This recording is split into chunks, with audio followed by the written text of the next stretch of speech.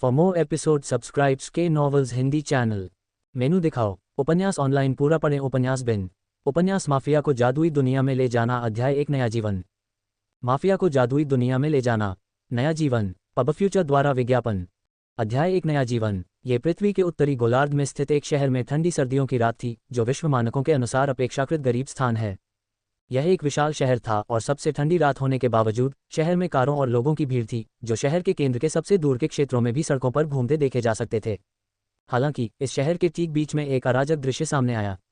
कुछ पुलिस की गाड़ियां तेजी से गुजरती हुई दिखाई दे रही थीं। उनके सायरन बाहरी इलाकों में हर किसी को सचेत कर रहे थे कि शहर में कुछ असामान्य हो रहा है। सायरन की आवाज़ के बीच सिर्फ पुलिस की गाड़ियां ही नहीं दौड़ रही थीं, बल्कि दमकल गाड़ियां और कई एम्बुलेंस भी उसी दिशा में दौड़ती हुई दिखाई दे रही थीं, जिससे सड़क पर मौजूद लोगों का ध्यान अपनी ओर आकर्षित हुआ और वे देखना चाहते थे कि सभी गाड़ियां कहां दौड़ रही हैं। शहर के मध्य में स्थित राष्ट्रीय टकसाल को सैन्य हथियारों से लैस अपराधियों द्वारा लूटा जा रहा था। वहां गोलियों की आवाज़ गूंज रही थी, क्योंकि अपराधी आसपास के पुलिस अधिकारियों पर गोलियां चला रहे थे। उनके साथ भीषण गतिरोध हो रहा था, जबकि अपराधी पास के वाहनों को नष्ट करने के लिए मशीन गनों और यहां तक कि ग्रेनेड का भी इस्तेमाल कर रहे थे।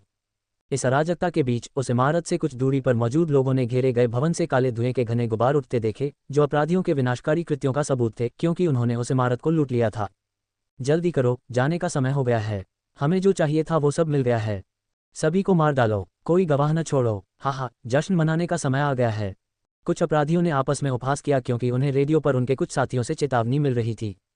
इस बीच जब वे भाग निकले तो उनमें से आखिरी व्यक्ति, जो अभी भी इमारत में था, टूटी हुई दीवारों से होकर उन विभिन्न पूर्व नियोजित भागने के रास्तों की ओर बढ़ गया, जिन्हें उन्होंने पिछले 5 वर्षों में विकसित किया था।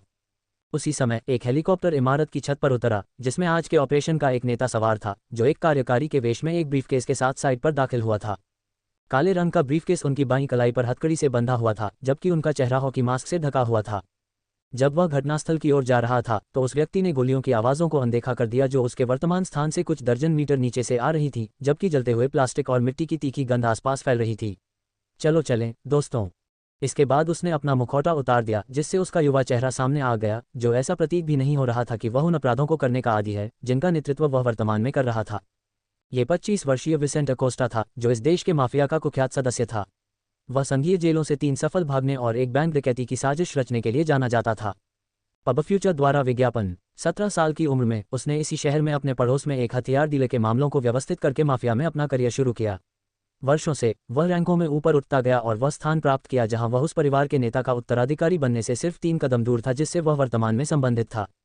यदि वह इस दृश्य से सफलतापूर्वक बच निकलता है तो मास्ती परिवार का अगला डॉन बनने का उसका रास्ता व्यावहारिक रूप से सुनिश्चित हो जाएगा। लेकिन यह एक अनोखी बात थी, काश ऐसा होता। जैसे ही उसका हेलीकॉप्टर भागने के लिए उड़ान भरने लगा, विसेंट ने अचानक इमारत के हेलीपैड पर अपने दाहिने हाथ के आदमी को देखा। उस आदमी ने अपने चेहरे से नकाब उतार दिया था और उसे अजीब तरह से देख रहा था। कुछ क्षण बाद जिस व्यक्ति पर उसे भरोसा था, उसने अपने एक हाथ में कुछ दबाया। उसके चेहरे पर एक भयावह मुस्कान उभर आई। ये देखकर विसेंट का दिल बैठ गया। बूम! हेलीकॉप्टर के पिछले हिस्से में विस्फोट हुआ, जिसके कारण पायलट का नियंत्रण तुरंत समाप्त हो गया तथा हेलीकॉप्टर प्रत्येक क्षण दर्जनों मीटर नीचे आकाश से नीचे गिरने लगा। हेलीकॉप्टर के अंदर मची अफरा तफरी और चेतावनी भरी आवाज़ों के बीच, जब पायलट और सह पायलट हताशा में चीख रहे थे, विसेंट ने पृथ्वी पर अपने जीवन के अंतिम क्षणों को अपनी आंखों के सामने गुजरते देखा। साला गद्दार, उसने सोचा, लेकिन उसके जीवन की चोरी के 10 सेकंड से भी कम समय बाद उसका हेलीकॉप्टर जमीन पर गिर गया। बूम! ... एक क्षण के लिए विसेंट ने अपनी आंखें बंद कर लीं और उस व्यक्ति की कड़वाहट महसूस की, जो उस व्यक्ति द्वारा धोखा दिए जाने के बाद मर जाएगा, जिस पर उसने भाई की तरह भरोसा किया था। अगले ही पल उसने अपने शरीर के एक अप्रत्याशित क्षेत्र, अपने नितंबों में तीव्र दर्द महसूस किया, जबकि वह अपनी आंखें खोलने की कोशिश कर रहा था। अजीब बात यह है कि उसे मरने का दर्द महसूस नहीं हुआ। जब वह दर्द से चिल्लाया तो उसने स्वयं को एक बिल्कुल अलग स्थान पर पाया, लेकिन वह ठीक से देख नहीं पा रहा था, क्योंकि वह अपनी आंखें भी मुश्किल से खोल पा रहा था। उसके नितंबों में दर्द कम होने का नाम ही नहीं ले रहा था, इसलिए उसने अपने हाथ को शरीर के इस हिस्से पर मालिश करने के लिए ले जाने की कोशिश की। दुर्भाग्य से विसेंट ने पाया कि उसके शरीर में कुछ अजीबोगरीब था। पब फ्यूचर द्वारा विज्ञापन। अरे, यह क्या है? वह लगभग उतना ही हैरान था जितना कि अभी कुछ देर पहले जब वह मरने वाला था। ऐसा इसलिए था क्योंकि उसने देखा कि उसका शरीर सिकुड़ गया था। वह मुश्किल से अपने हाथों को नियंत्रित कर पा रहा था। वास्तव में वह खुद पर भी नियंत्रण नहीं रख पा रहा था। ऐसा लग रहा था जैसे उसका शरीर अपने आप हिल रहा हो और वह बस रो सकता था। अचानक उसने महसूस किया कि एक विशाल हाथ उसके शरीर की ओर आ रहा है, जिससे वह इस विचित्र स्थिति में खुद को असहाय महसूस करने लगा। लेकिन उस प्राणी के लिए कष्ट सहने की बजाय उसके हाथ ने उसे एक गर्म और आरामदायक कंबल में ढक लिया। इसके तुरंत बाद विसेंट ने एक अपरिचित भाषा में एक आवाज़ सुनी, जिसे वह समझ नहीं सका। बधाई हो मिस्टर फुलर, यह एक लड़का है। वह काफ़ी मजबूत और स्वस्थ है। वह भविष्य में एक अच्छा व्यापारी बनेगा। हाँ, एक आवाज़ ने घोषणा की। लेकिन तभी विसेंट ने एक आवाज़ सुनी जो उसे ज़्यादा अपरिचित नहीं लगी। ओह मेरे बच्चे, तुम अंततः खुद को दुनिया को दिखा रहे हो, है ना? मम्मी ने तुमसे मिलने के लिए 14 महीने इंतजार किया। एक मधुर सुखदायक आवाज़ विसेंट के छोटे कानों तक पहुंची और जल्द ही उसने खुद को काले बालों और भरपूर छाती वाली इस महिला की बाहों में पाया। गल्प। हालांकि विसेंट इन लोगों द्वारा कही गई किसी भी बात को समझ नहीं पाया, लेकिन वह मूर्ख नहीं था कि इन सभी संकेतों को देखने के बाद भी अपनी स्थिति को समझ न सका। हर बीतते पल के साथ स्थिति उसके लिए और अधिक स्पष्ट होती जा रही थी। अरे, मेरा पुनर्जन्म हुआ है और अब मैं एक नवजात शिशु हूँ, उसने मन ही मन कहा। लेकिन उसके आसपास के लोगों के लिए वह अभी भी रो रहा था क्योंकि उसकी माँ उसे शांत करने का प्रयास कर रही थी। विसेंट के पिता अपने पहले बेटे के आगमन से खुशी से भर गए। वे अपनी खुशी को रोक नहीं पाए और जोर से बोले, हा, मेरा बेटा, मेरा बेटा। वह बिल्कुल आपके जैसा है मिस्टर फुलर। डॉक्टर की एक सहायक, जिसने विसेंट के प्रसव में मदद की थी, ने उस आनंदमय पारिवारिक क्षण को देखकर मुस्कुराते हुए टिप्पणी की। दुनिया में नया जीवन लाना हमेशा एक आनंददायक अनुभव होता है। विसेंट के पिता मूर्खों की तरह मुस्कुराते रहे और आंसू भरी आंखों से अपनी पत्नी और बेटे को देखते रहे। अपनी लंबी यात्रा के दौरान एक दूरदराज के गांव में उनकी पत्नी को अप्रत्याशित रूप से प्रसव पीड़ा शुरू हो गई। सौभाग्य से गांव में एकमात्र स्थानीय डॉक्टर ही मौजूद था, जिससे उन्हें उपयुक्त जादूगर की उपस्थिति के बिना प्राकृतिक प्रसव के जोखिम से बचा लिया गया। कौन जानता था कि यदि गांव का एकमात्र जादूगर, जो चिकित्सा में विशेषज्ञ था, वहां मौजूद न होता तो क्या होता। इस तरह मर्चेंट फुलर के दिल में बहुत राहत थी। अब वह अपने बेटे के जन्म का जश्न बिना इस चिंता के मना सकता था कि डॉक्टर के न होने के कारण उसके पहले बेटे को जन्म के समय कोई नुकसान हो सकता है। कुछ क्षणों के बाद डॉक्टर की एक सहायक ने अपनी उंगलियों से निकलती सुनहरी रोशनी के साथ विसेंट की मां केट होगन की जांघों पर अपना हाथ रख दिया। जब विसेंट ने, जो अब अपनी आंखें अधिक आसानी से खोलने में सक्षम था, उसे नजदीक से देखा तो उसने देखा कि अर्धपारदर्शी रेखाओं में अंकित अनेक छोटे छोटे अक्षरों मेनू दिखाओ। उपन्यास ऑनलाइन पूरा पढ़ें। उपन्यास बिन। उपन्यास माफिया को जादुई दुनिया में ले जाना, अध्याय 2, प्रारंभिक वर्ष। माफिया को जादुई दुनिया में ले जाना, C2, प्रारंभिक वर्ष। पब फ्यूचर द्वारा विज्ञापन, अध्याय 2, प्रारंभिक वर्ष। पलक झपकते ही 3 साल बीत गए। एक नई दुनिया में पहुंचने के बाद, बिना यह समझे कि उसकी मृत्यु कैसे हुई और वह इस जादुई जगह पर कैसे पहुंचा, विसेंट ने धीरे धीरे नई वास्तविकता के साथ तालमेल बिठाया। शुरुआत में यह उसके लिए बहुत उबाऊ था। हालांकि उसके पास धरती पर बिताए समय की सारी यादें थीं, फिर भी उसे वह कष्टदायक यात्रा सहनी पड़ी जो हर बच्चे को जन्म के बाद करनी पड़ती है। महीनों तक वह सिर्फ खाता रहा, सोता रहा, शौच करता रहा और अंततः पेशाब कर देता रहा। आधी रात को अपने गुप्तांगों और कभी कभी तो पीठ पर मल के निशान के साथ जागना बहुत भयानक अनुभव था। अपने जीवन के इस अंधकारमय काल में उन्होंने लगभग अपना सारा सम्मान खो दिया। इस बीच एक बच्चे की दिनचर्या में बहुत ज्यादा रोमांच नहीं होते। वह पहले से ही जानता था कि कितनी चीजें काम करती हैं, इसलिए उसने बहुत ज्यादा खोज नहीं की थी। अधिक से अधिक उसे उन कुछ मौकों से मनोरंजन मिला था जब उसने लोगों को अपने सामने जादू का प्रयोग करते देखा था। पहले तो उसे समझ में नहीं आया कि यह क्या है। फिर भी जितना ज्यादा समय उसने इस जगह पर बिताया, उतना ही उसे एहसास हुआ कि लोगों की अद्भुत शक्तियां उस जादू की तरह थीं जिसके बारे में उसने अक्सर काल्पनिक कहानियों में सुना था। इस खोज के माध्यम से उसे पता चला कि वह पृथ्वी पर नहीं बल्कि एक अद्भुत जगह पर है। ये पोलारिस दायरा था, एक ऐसी दुनिया जहां जादू मौजूद था। पोलारिस रियल में अपने पहले नीरस महीनों के बाद विसेंट ने धीरे धीरे ये जान लिया था कि वह कहाँ है, उसके नए माता पिता कौन सी भाषा बोलते हैं तथा वह अद्भुत खोज क्या थी। 7 महीने की उम्र में उसने कुछ शब्द बोलना सीख लिया था, लेकिन 1 वर्ष और 5 महीने की उम्र में ही वह वाक्य बनाने और लोगों की बातें समझने में सक्षम हो पाया। इस समय तक वह उन कहानियों को समझने लगा था जो उसकी माँ उसे सोते समय सुनाया करती थी। पोलारिस रियल संभावनाओं से भरा एक अद्भुत स्थान था, जहाँ भयानक राक्षस जंगलों में या यहाँ तक की छाया में छिपे हुए थे। साथ ही जादू सीखने में सक्षम मनुष्यों के पास अनोखे रास्ते पर चलने, जादू के माध्यम से अपने शरीर और आत्मा को मजबूत करने की संभावना थी। जब तक वे स्वयं को मजबूत बनाए रखेंगे, उनका जीवन लंबा हो सकता है और इन विशेषज्ञों के लिए असंभव शब्द का प्रयोग आसानी से नहीं किया जा सकता। पब फ्यूचर द्वारा विज्ञापन। बोलना सीखकर उसने ये बातें सीखीं और समाज किस प्रकार काम करता है, इसकी कुछ बुनियादी अवधारणाएं भी सीखीं। हालांकि वह अभी भी एक बच्चा था और उसे बहुत कुछ सीखना था। 3 साल की उम्र में उसे जादुई साधना के पदानुक्रमों के बारे में पता नहीं था और न ही परिवार की उत्पत्ति से स्थिति में अंतर के बारे में। क्या ये पृथ्वी जैसा स्थान था जहाँ वित्त हर चीज से अधिक महत्वपूर्ण था? उसे अभी तक पता नहीं था। अधिक से अधिक उसे यह पता था कि उसके परिवार में हालात कैसे हैं। वह एंड्रू फुलर नामक एक अपेक्षाकृत सफल व्यापारी का बेटा था। इस व्यक्ति को दयालु, सुंदर और बहुत बुद्धिमान व्यक्ति के रूप में वर्णित किया जा सकता है। उनकी मां का नाम केट होगन था, जो मूलतः अपने पति और बच्चों की जरूरतों का ख्याल रखने के लिए जीवित रहती थी। वह उसी प्रांत के एक धनी बुर्जुआ परिवार का हिस्सा थी जहां एंड्रू की मुलाकात 5 साल पहले हुई थी। जहां तक एंड्रू का सवाल है, वह सामान्य मूल का था, लेकिन उसने अपनी व्यावसायिक गतिविधियों के माध्यम से सफलता प्राप्त की थी। ये वह करियर था जिसे उसने तब अपनाया था जब 20 साल पहले एक धनी व्यापारी ने उसे गोद लिया था। इस मिलन से लॉरेन और हाल ही में विसेंट का जन्म हुआ। लॉरेन फिलहाल विसेंट की इकलौती बहन थी। फिर भी ये देखते हुए कि उनके माता पिता एक दूसरे से कितना प्यार करते थे, उसे इस बात पर कोई संदेह नहीं था कि एक दिन और भी भाई बहन होंगे। लॉरेन ईर्ष्यालु नहीं थी और उसके साथ बहुत अच्छी तरह से घुल मिल गई थी, इसलिए विसेंट ने स्वाभाविक रूप से उसे अनुकूल रूप से देखा। नए उपन्यास के अध्याय 9 वेल्थ बिन CO पर प्रकाशित किए गए हैं।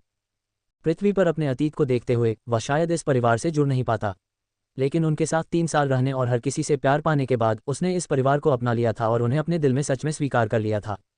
इस अच्छे रिश्ते के कारण उन्होंने उनके साथ अपना समय आनंदपूर्वक बिताया, चीजें सीखीं और उनकी वास्तविकता को समझा। उनके पिता को आर्थिक रूप से सफल माना जा सकता था, लेकिन यह ऐसा समाज था जिसमें बुनियादी जरूरतों की गारंटी के लिए यह पर्याप्त नहीं था। यह एक जादुई समाज था। इस समाज में केवल जादुई शक्ति के माध्यम से ही अच्छी सामाजिक स्थिति प्राप्त की जा सकती थी। संसाधनों का होना महत्वपूर्ण है, लेकिन केवल तभी जब ये संसाधन जादूगरों को प्रेरित कर सकें। ये काम उसके पिता नहीं कर सके, इसलिए भले ही उन्हें इस दुनिया के मानकों के अनुसार अमीर माना जाए, लेकिन उन्हें हर जगह कुछ समूहों के सामने सिर झुकाना पड़ेगा। पब फ्यूचर द्वारा विज्ञापन। इस दुनिया में कुलीन लोग थे जो आमतौर पर स्वर्गधन्य परिवारों से संबंधित थे और उनके सदस्यों में अच्छी जादुई प्रतिभाएं थीं। लेकिन उनके अलावा समान मूल के कुछ व्यक्ति अपनी प्रतिभा के कारण उच्च पद प्राप्त कर सकते थे और इस समाज के बाकी लोगों को उनके साथ व्यवहार करते समय सावधान रहना पड़ता था। चूंकि विसेंट के पिता कमजोर थे और प्रासंगिक जादूगरों को हिलाने में असमर्थ थे, इसलिए उन्हें विनम्र होना पड़ा। विसेंट ने हाल ही में ये सीखा था और वह धीरे धीरे अपने अस्तित्व और सफलता के लिए आवश्यक विनम्र और विवेकपूर्ण जीवन शैली अपनाने की कोशिश कर रहा था। उसने अक्सर अपने पिता से कहानियां सुनी थीं कि कैसे सही समय पर सिर झुकाने और कदम पीछे खींचने से उसे लाभ हुआ। पृथ्वी पर धोखा खाए हुए और इस नई दुनिया में जीना सीखने की कोशिश कर रहे विसेंट ने इस संकेत को समझ लिया था और जब भी संभव हो अपने बूढ़े पिता की तरह व्यवहार करने की कोशिश की। और यही बात उसकी माँ और बहन ने भी कही। शायद इसी कारण से यहाँ रहते हुए 3 वर्षों में उन्हें कभी भी निराशाजनक स्थिति का सामना नहीं करना पड़ा। अब विसेंट अपने परिवार के मुख्य घर सीडेल किंगडम, स्कॉट प्रांत, मार्टेल गांव में था। यह अपेक्षाकृत छोटा स्थान था जिसकी जनसंख्या 3000 से भी कम थी तथा जहां कोई कुलीन वर्ग का सदस्य नहीं रहता था। मार्टेल गांव विशाल जंगल, पहाड़ों और कृषि क्षेत्रों से घिरा हुआ था जो सैकड़ों किलोमीटर तक फैला हुआ था। प्रांत में अपनी दूरस्थ स्थिति के कारण यह एक शांत स्थान था जहां आमतौर पर बड़ी समस्याओं का सामना नहीं करना पड़ता था। यही कारण था कि फुलर परिवार के मुखिया ने वहां अपना निवास स्थापित किया था। और ठीक इसी स्थान पर विसेंट इस समय अपनी माँ के पीछे दौड़ रहा था। माँ, मैं जादू कब सीख पाऊंगा? उसने बचकानी भाषा में पूछा। उसे सुस्ती आ रही थी, अभी भी वह ठीक से बोलने के लिए संघर्ष कर रहा था। विसेंट अपने दिमाग में शब्दों को गढ़ सकता था, पढ़ सकता था और लोगों की बातें समझ सकता था, तब भी जब वे थोड़े जटिल शब्दों का इस्तेमाल करते थे। लेकिन अजीब बात यह है कि वह उतना अच्छा बोल या लिख नहीं सकता था जितना वह सोचता था। केट ने एक बार फिर अपने बेटे को इस बारे में पूछते हुए सुना और मुस्कुराते हुए उसने कपड़े रस्सी पर डाले। विसेंट, इस समय तुम्हारे लिए इस बारे में चिंता करने का समय नहीं है। मैंने तुम्हें पहले ही यह बता दिया है। सबसे पहले तुम्हें लिखना सीखना चाहिए और अपनी बहन के साथ अपने पाठ पूरे करने चाहिए। विसेंट ने यह बात सुनी और सोचा कि यह बहुत अनुचित है कि उसने उससे इस बारे में सच छिपाया। लेकिन मैं अपना सर्वश्रेष्ठ प्रयास कर रहा हूँ। आप मुझसे इस बारे में कब बात करेंगे? उसने जो कुछ भी कर रही थी उसे रोक दिया और आह भरी। ठीक है, मैं तुम्हें इसके बारे में बताऊंगी। वह कुछ देर रुकी। उसे लगा कि वह अपने छोटे बेटे को चोट पहुंचा सकती है, लेकिन उसे तुरंत बताना बेहतर होगा। विसेंट, जादू ऐसी चीज है जिसे आप प्रशिक्षित कर सकते हैं। अपनी दृढ़ता, किस्मत और संपर्कों का उपयोग करें। संक्षेप में, किसी व्यक्ति की क्षमताओं को बेहतर बनाने के कई तरीके हैं। उसने सकारात्मक लहजे में बात शुरू की लेकिन जल्द ही अधिक गंभीर हो गई। हालांकि एक जादूगर के रूप में सुधार करने के चाहे जितने भी तरीके हों, उनमें से कोई भी एक खराब प्राकृतिक प्रतिभा को ठीक नहीं कर सकता। जादू की दुनिया में जादूगरों का भाग्य उनकी जादुई यात्रा शुरू होने से पहले ही तय हो जाता है। चाहे खराब प्रतिभा वाला कोई जादूगर कितनी भी मेहनत क्यों न कर ले, वह कभी भी एक जन्मजात आलसी जादूगर के समान स्तर तक नहीं पहुंच पाएगा। पब फ्यूचर द्वारा विज्ञापन। संपर्क टॉस साइट मैप दान करें, मेनू दिखाओ। उपन्यास ऑनलाइन पूरा पढ़ें। उपन्यास बिन। उपन्यास माफिया को जादुई दुनिया में ले जाना। अध्याय 3 योजना में परिवर्तन। माफिया को जादुई दुनिया में ले जाना। C3 योजना में बदलाव। पब फ्यूचर द्वारा विज्ञापन। अध्याय 3 योजना में परिवर्तन। जादू की दुनिया नहीं है मेरे बेटों, विसेंट की मां ने कहा। उनका दिल भारी लग रहा था, लेकिन वे अपने बेटों को वास्तविकता का सामना करना सिखाना चाहते थे। वह बहुत छोटा था, लेकिन इसके अलावा ये लक्षण दिखाई दे रहे थे कि उसने इस बारे में इस विचार में बहुत अधिक समय लिखा है। इसलिए केट ने इस समस्या को हमेशा के लिए हल करने का निर्णय लिया। इससे पहले कि वह अपने सपने को बहुत ऊंचा उठाए जहां वह अपनी पंख काटती है ताकि वह ऐसी उड़ान सजा की कोशिश न कर सके, वह जमीन पर चेहरे के बल गिर जाए। एक मां के रूप में यह उसका कर्तव्य था कि वह अपने बेटे को इस भयानक दुनिया के लिए तैयार करे। असाधारण जादुई क्षमता या अमीर आदमी की उम्मीद मत करो। विसेंट पिता और मेरे पास नहीं है, इसलिए इस मामले में प्रतिष्ठा मिलने की उम्मीद नहीं है। इसलिए इस बारे में अधिक मत सोचो। समय के साथ तुम बेशक जादू का प्रयोग करने में असमर्थ हो सकते हो, लेकिन अपने पिता की तरह एक अच्छे व्यवसाय पर ध्यान देना चाहिए। तब आप एक अच्छे जीवन जी पाएंगे, आपके पास दोस्त होंगे और आपको घूमने फिरने की आज़ादी मिलेगी। इस प्रशंसा के बाद उसने अपने बेटों की ओर से मुस्कुराहट दिखाई, उसके बालों को उछाला, फिर उसका गला पकड़ लिया। तुम्हें खुश रहने के लिए जादू की बर्बादी नहीं है।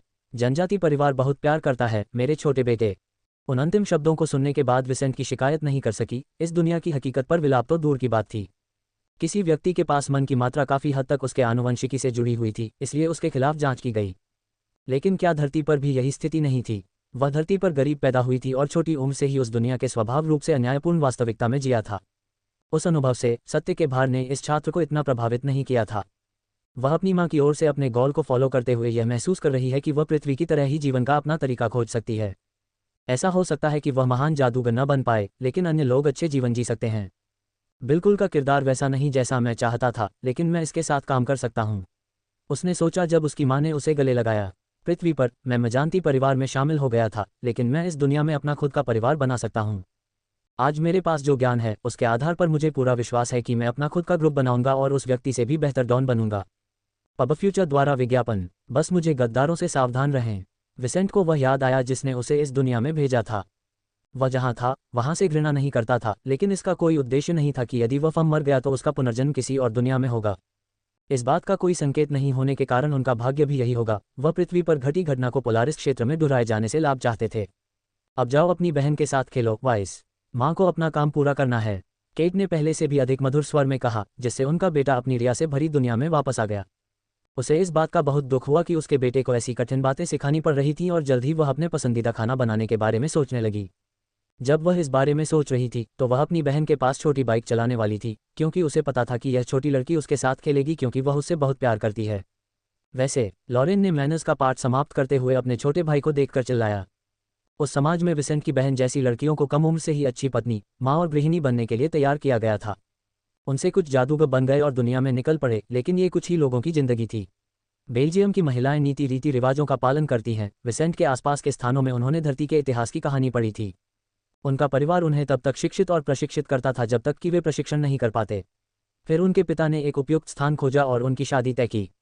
आमतौर पर यह गारंटी विवाह दोनों परिवार के सदस्यों को बेहतर बनाने का काम करता है, इसलिए महिला को अपने पति के चयन में शायद ही कोई भूमिका निभानी होती है। लॉरेन बचपन से ही सीखती रही थी कि कैसे व्यवहार करना है और सम्मानजनक महिला बनना है। एक दिन विसेंट को भी उसके परिवार द्वारा तैयार किया जाएगा, लेकिन उसकी बहन के विपरीत वह अपने पिता की विरासत को विरासत में लेने के लिए तैयार करेगी, जो पहले लड़के के साथ होने वाली सबसे आम बात है। हालांकि वाइस अभी भी बहुत छोटा था और उसकी जिम्मेदारियां कम थीं, इसलिए वह बहुत प्रभावशाली थी और जब भी उसकी बहन खाली होती वह उसके साथ खेल सकती थी। और अगले कुछ महीनों तक ऐसा ही रहेगा जब तक कि नन्हा यात्रा अपना 5वां जन्मदिन नहीं मनाएगा। उस समय अंततः उसकी चीज़ें थोड़ी बदल गईं। विसेंट द्वारा मन और आनुवंशिकता के बीच संबंध की खोज के बाद महीनों में इस लड़के ने धीरे धीरे एक कम उबाऊ जीवन जीना शुरू किया था और इस दुनिया की हर चीज़ के बारे में थोड़ा थोड़ा सीखा था। जब वे 4 वर्ष के थे तब महीनों तक अपने माता पिता से प्रार्थना करने के बाद उन्हें अपनी पहली पुस्तक प्राप्त हुई। पब फ्यूचर द्वारा विज्ञापन। तब तक वह ठीक से बोल और लिख सका, जो उसके पिता की शर्त थी ताकि वह उसे ये किताबें दे सके। उनके माध्यम से वह मन, जादू और आनुवंशिकता के साथ साथ अमेरिका के बारे में एक रहस्य से अधिक जानकारी सीखते हैं जिसमें उनका जन्म हुआ था। मन में प्रत्येक जादूगर का एक महत्वपूर्ण निदेशक था, उनकी जादुई शक्ति का स्रोत, जो मंत्रों को क्रियान्वित करने और मजबूत करने के लिए सक्रिय करने के लिए आवश्यक था। जादू किसी मंत्र या क्षमता के प्रयोग के लिए जादुई शक्ति का परिशोधन और प्रयोग था। जहां तक अनुज्ञापन का प्रश्न है, इस बात में चर्चा की गई है कि किस प्रकार के मैजिक गुण और मैजिक के रूप में उनके माता पिता महत्वपूर्ण रूप से प्रभावित हो सकते हैं। इसके माध्यम से उसे यह समझ में आया कि उसके पास अपने माता पिता के समान गुण हैं और अंततः वे उपलब्धियां हासिल करने की काफ़ी संभावना रखते हैं जो वे अपने मैजिक मार्ग पर ध्यान केंद्रित करने पर ध्यान केंद्रित कर सकते हैं। विसेंट को पहले यही समझ आया था कि उनके माता पिता जादू टोना में पारंगत नहीं हैं, इसलिए पिछले 2 साल से उनके मन में उनके जागरे को लेकर कोई बड़ी विशेषता नहीं थी।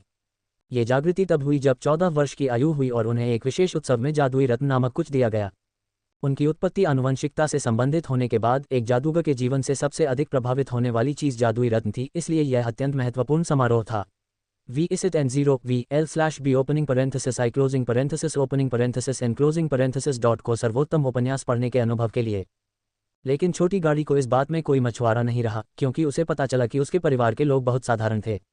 इसलिए जब वह 5 साल का हो गया और उसने अपने पिता के व्यवसाय के बारे में सीखने के लिए यात्रा शुरू की, तो वाइस ने पूरी तरह से इस बारे में सीखने पर ध्यान केंद्रित किया कि वह इसके बारे में क्या सीख सकता है। उनके पिता की तरह के व्यवसाय बनाने का कोई इरादा नहीं था। फिर भी वह एंड्रू के रूप में तारीखें सीखना चाहता था कि जब उसे माफिया के समर्थकों पर अपने परिवार को आगे बढ़ने का मौका मिले तो वह अपना फायदा उठा सके। और इसके साथ ही विसेंट फुलर ने मैजिक युग के वर्ष 867 की शुरुआत में अकादमी में प्रवेश किया।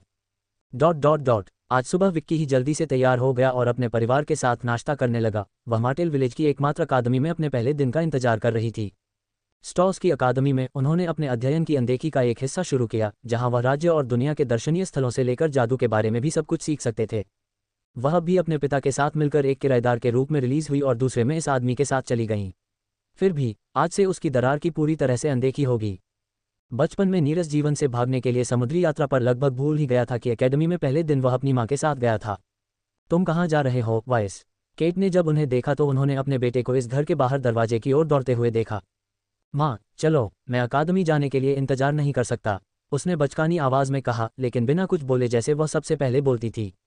केट स्मालई और उसने देखा कि लॉरेन और एंड्रू उसकी ओर देख रहे थे, जिससे पता चला कि उसने उसे बहुत कुछ दिया है।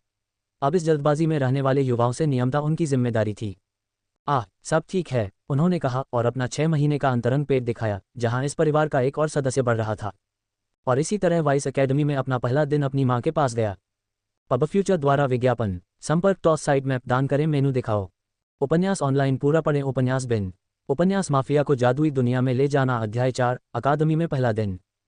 माफिया को जादुई दुनिया में ले जाना, अकादमी में पहला दिन। पब फ्यूचर द्वारा विज्ञापन, अध्याय 4, अकादमी में पहला दिन। अपनी मां का हाथ थामे अपने घर से निकलने के बाद विसेंट कुछ कच्ची सड़कों से होते हुए मार्टेल गांव की मुख्य सड़क पर पहुंचा, जो एकमात्र सड़क थी जो पत्थरों से ढकी हुई थी। लेकिन उनका घर गांव के केंद्र से ज्यादा दूर नहीं था, इसलिए उन्हें और उनकी मां को इस क्षेत्र में पहुंचने तक आसपास की धूल के बारे में चिंता करने की जरूरत नहीं थी, जो पूरे गांव में सबसे खूबसूरत था। वहां विसेंट ने इस जगह का अपना पसंदीदा स्थान देखा, केंद्रीय चौक, जहां संस्थापक मार्टेल की प्रतिमा स्थापित थी, जहां बच्चों के खेलने के लिए जगह थी और वयस्कों के लिए एक सुंदर बगीचे में बातचीत करने के लिए जगह थी। पत्थरों से ढके उस वातावरण में, जहां बरसात के दिनों में कीचड़ नहीं होता था और इस धूप वाले दिन लोग गाड़ियों के बीच से गुजर रहे थे। कुछ जानवर और मनुष्य कभी कभी यहां से गुजरते थे, जबकि विसेंट इस जगह को दिलचस्पी से देखता था और सामान्य से थोड़ी अधिक हलचल महसूस करता था। लेकिन स्वाभाविक रूप से वहां हलचल सामान्य से अधिक थी, क्योंकि आज एकेडमी ऑफ स्टॉज में एक और सत्र की शुरुआत थी, जहां 1 दर्जन से अधिक नए बच्चे अपनी गतिविधियां शुरू करेंगे। इसलिए कई पिता और माताएं अपने छोटे बच्चों को उनके पहले दिन के लिए इस स्थान पर ला रहे थे, जबकि कुछ बड़े छात्र त्रिकोणाकार के वर्ग के एक छोर पर स्थित उस भवन में अकेले गए थे। एकेडमी ऑफ स्टॉज में 10 वर्ष तक के बच्चों का स्वागत है, जिसके बाद यदि कोई परिवार अपने बच्चों को आगे पढ़ाना चाहता है तो उसके पास 2 विकल्प होंगे। एक तो ये कि वे अपने बच्चे के लिए एक गुरु की व्यवस्था करें, जिससे वे कोई काम सीख सकें। आमतौर पर बच्चों के माता पिता स्वयं ही ऐसा करते थे, लेकिन कभी कभार महान पेशेवर और जादूगर शिष्य बना लेते थे, और कुछ बच्चे इतने भाग्यशाली होते थे कि उन्हें अपने माता पिता जैसा कुछ नहीं करना पड़ता था। दूसरा विकल्प यह था कि 10 से 13 वर्ष की आयु के बच्चों को किसी शाही अकादमी में भेजा जाए, जहां वे जो चाहें सीख सकें। पब फ्यूचर द्वारा विज्ञापन। हालांकि शाही अकादमियों में से किसी एक में प्रवेश लेना सस्ता नहीं था, और यहां तक कि अमीर लोगों को भी अपने बच्चों में से किसी एक को वहां भेजने की गारंटी नहीं थी। नए छात्रों के लिए रिक्तियां कम थीं, जबकि वहां अपने बच्चों की शिक्षा के लिए भुगतान करने को तैयार लोग कम थे। लेकिन इनमें से किसी एक अकादमियों में पढ़ने से वाइस जैसे युवा लोगों को ज्यादा पेशेवर लाभ नहीं मिलेगा, जो अपने माता पिता से सीख सकते हैं। इन जगहों और अन्य जगहों के बीच मुख्य अंतर यह था कि अगर असली अकादमियों में पढ़ने वाले इन युवा छात्रों में अच्छी जादुई प्रतिभा होती, तो उन्हें जागृति पास करने के बाद सीडेल मैजिक कॉलेज में शामिल होने के अवसर मिलते।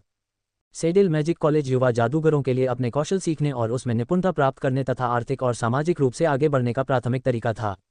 इसके माध्यम से यदि कोई प्रतिभाशाली है और योग्यता के साथ स्नातक है, तो उसे कुलीनता की उपाधि प्राप्त हो सकती है। लेकिन भले ही वे सबसे अच्छे छात्र न हों, इस संस्थान से स्नातक होना ही सामान्य से कहीं बेहतर जीवन की गारंटी देने के लिए पर्याप्त होगा। वाइस को पहले से ही एक किताब पढ़कर सीडेल मैजिक कॉलेज के बारे में अंदाजा था, लेकिन उसके मन में वहां जाने का कोई विचार नहीं था। उनके पिता शायद ही उन्हें किसी शाही अकादमी में दाखिला दिला पाते, इसलिए प्रशंसित सीडेल मैजिक कॉलेज में भी जगह पाना उनके लिए असंभव होता। लेकिन उसे इसकी परवाह नहीं थी। उसे अपने मन और एक दिन मिलने वाले जादुई रत्न से कोई बड़ी उम्मीद नहीं थी, इसलिए वह एकेडमी ऑफ स्टॉज में अध्ययन करने और अपने पिता से सीखने में पूरी तरह से संतुष्ट था। सबसे अद्यतित अटे नेवल्स को N012NCO पर प्रकाशित किया गया है। जब उसने अन्य बच्चों को अपनी माताओं या पिताओं को छोड़कर अकादमी के मुख्य द्वार से गुजरते देखा, तो उसे चिंता होने लगी और उसने अपनी मां को और कसकर पकड़ लिया। चलो चलें, नहीं तो मुझे देर हो जाएगी, उसने उससे कहा।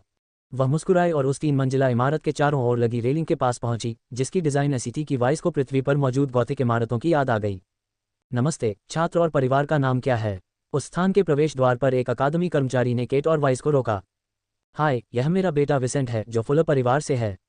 आज उसका पहला दिन है, उसने कहा जब उसने अपने बेटे को अकादमी की अगली सीढ़ियों पर चढ़ते बच्चों को देखते हुए देखा।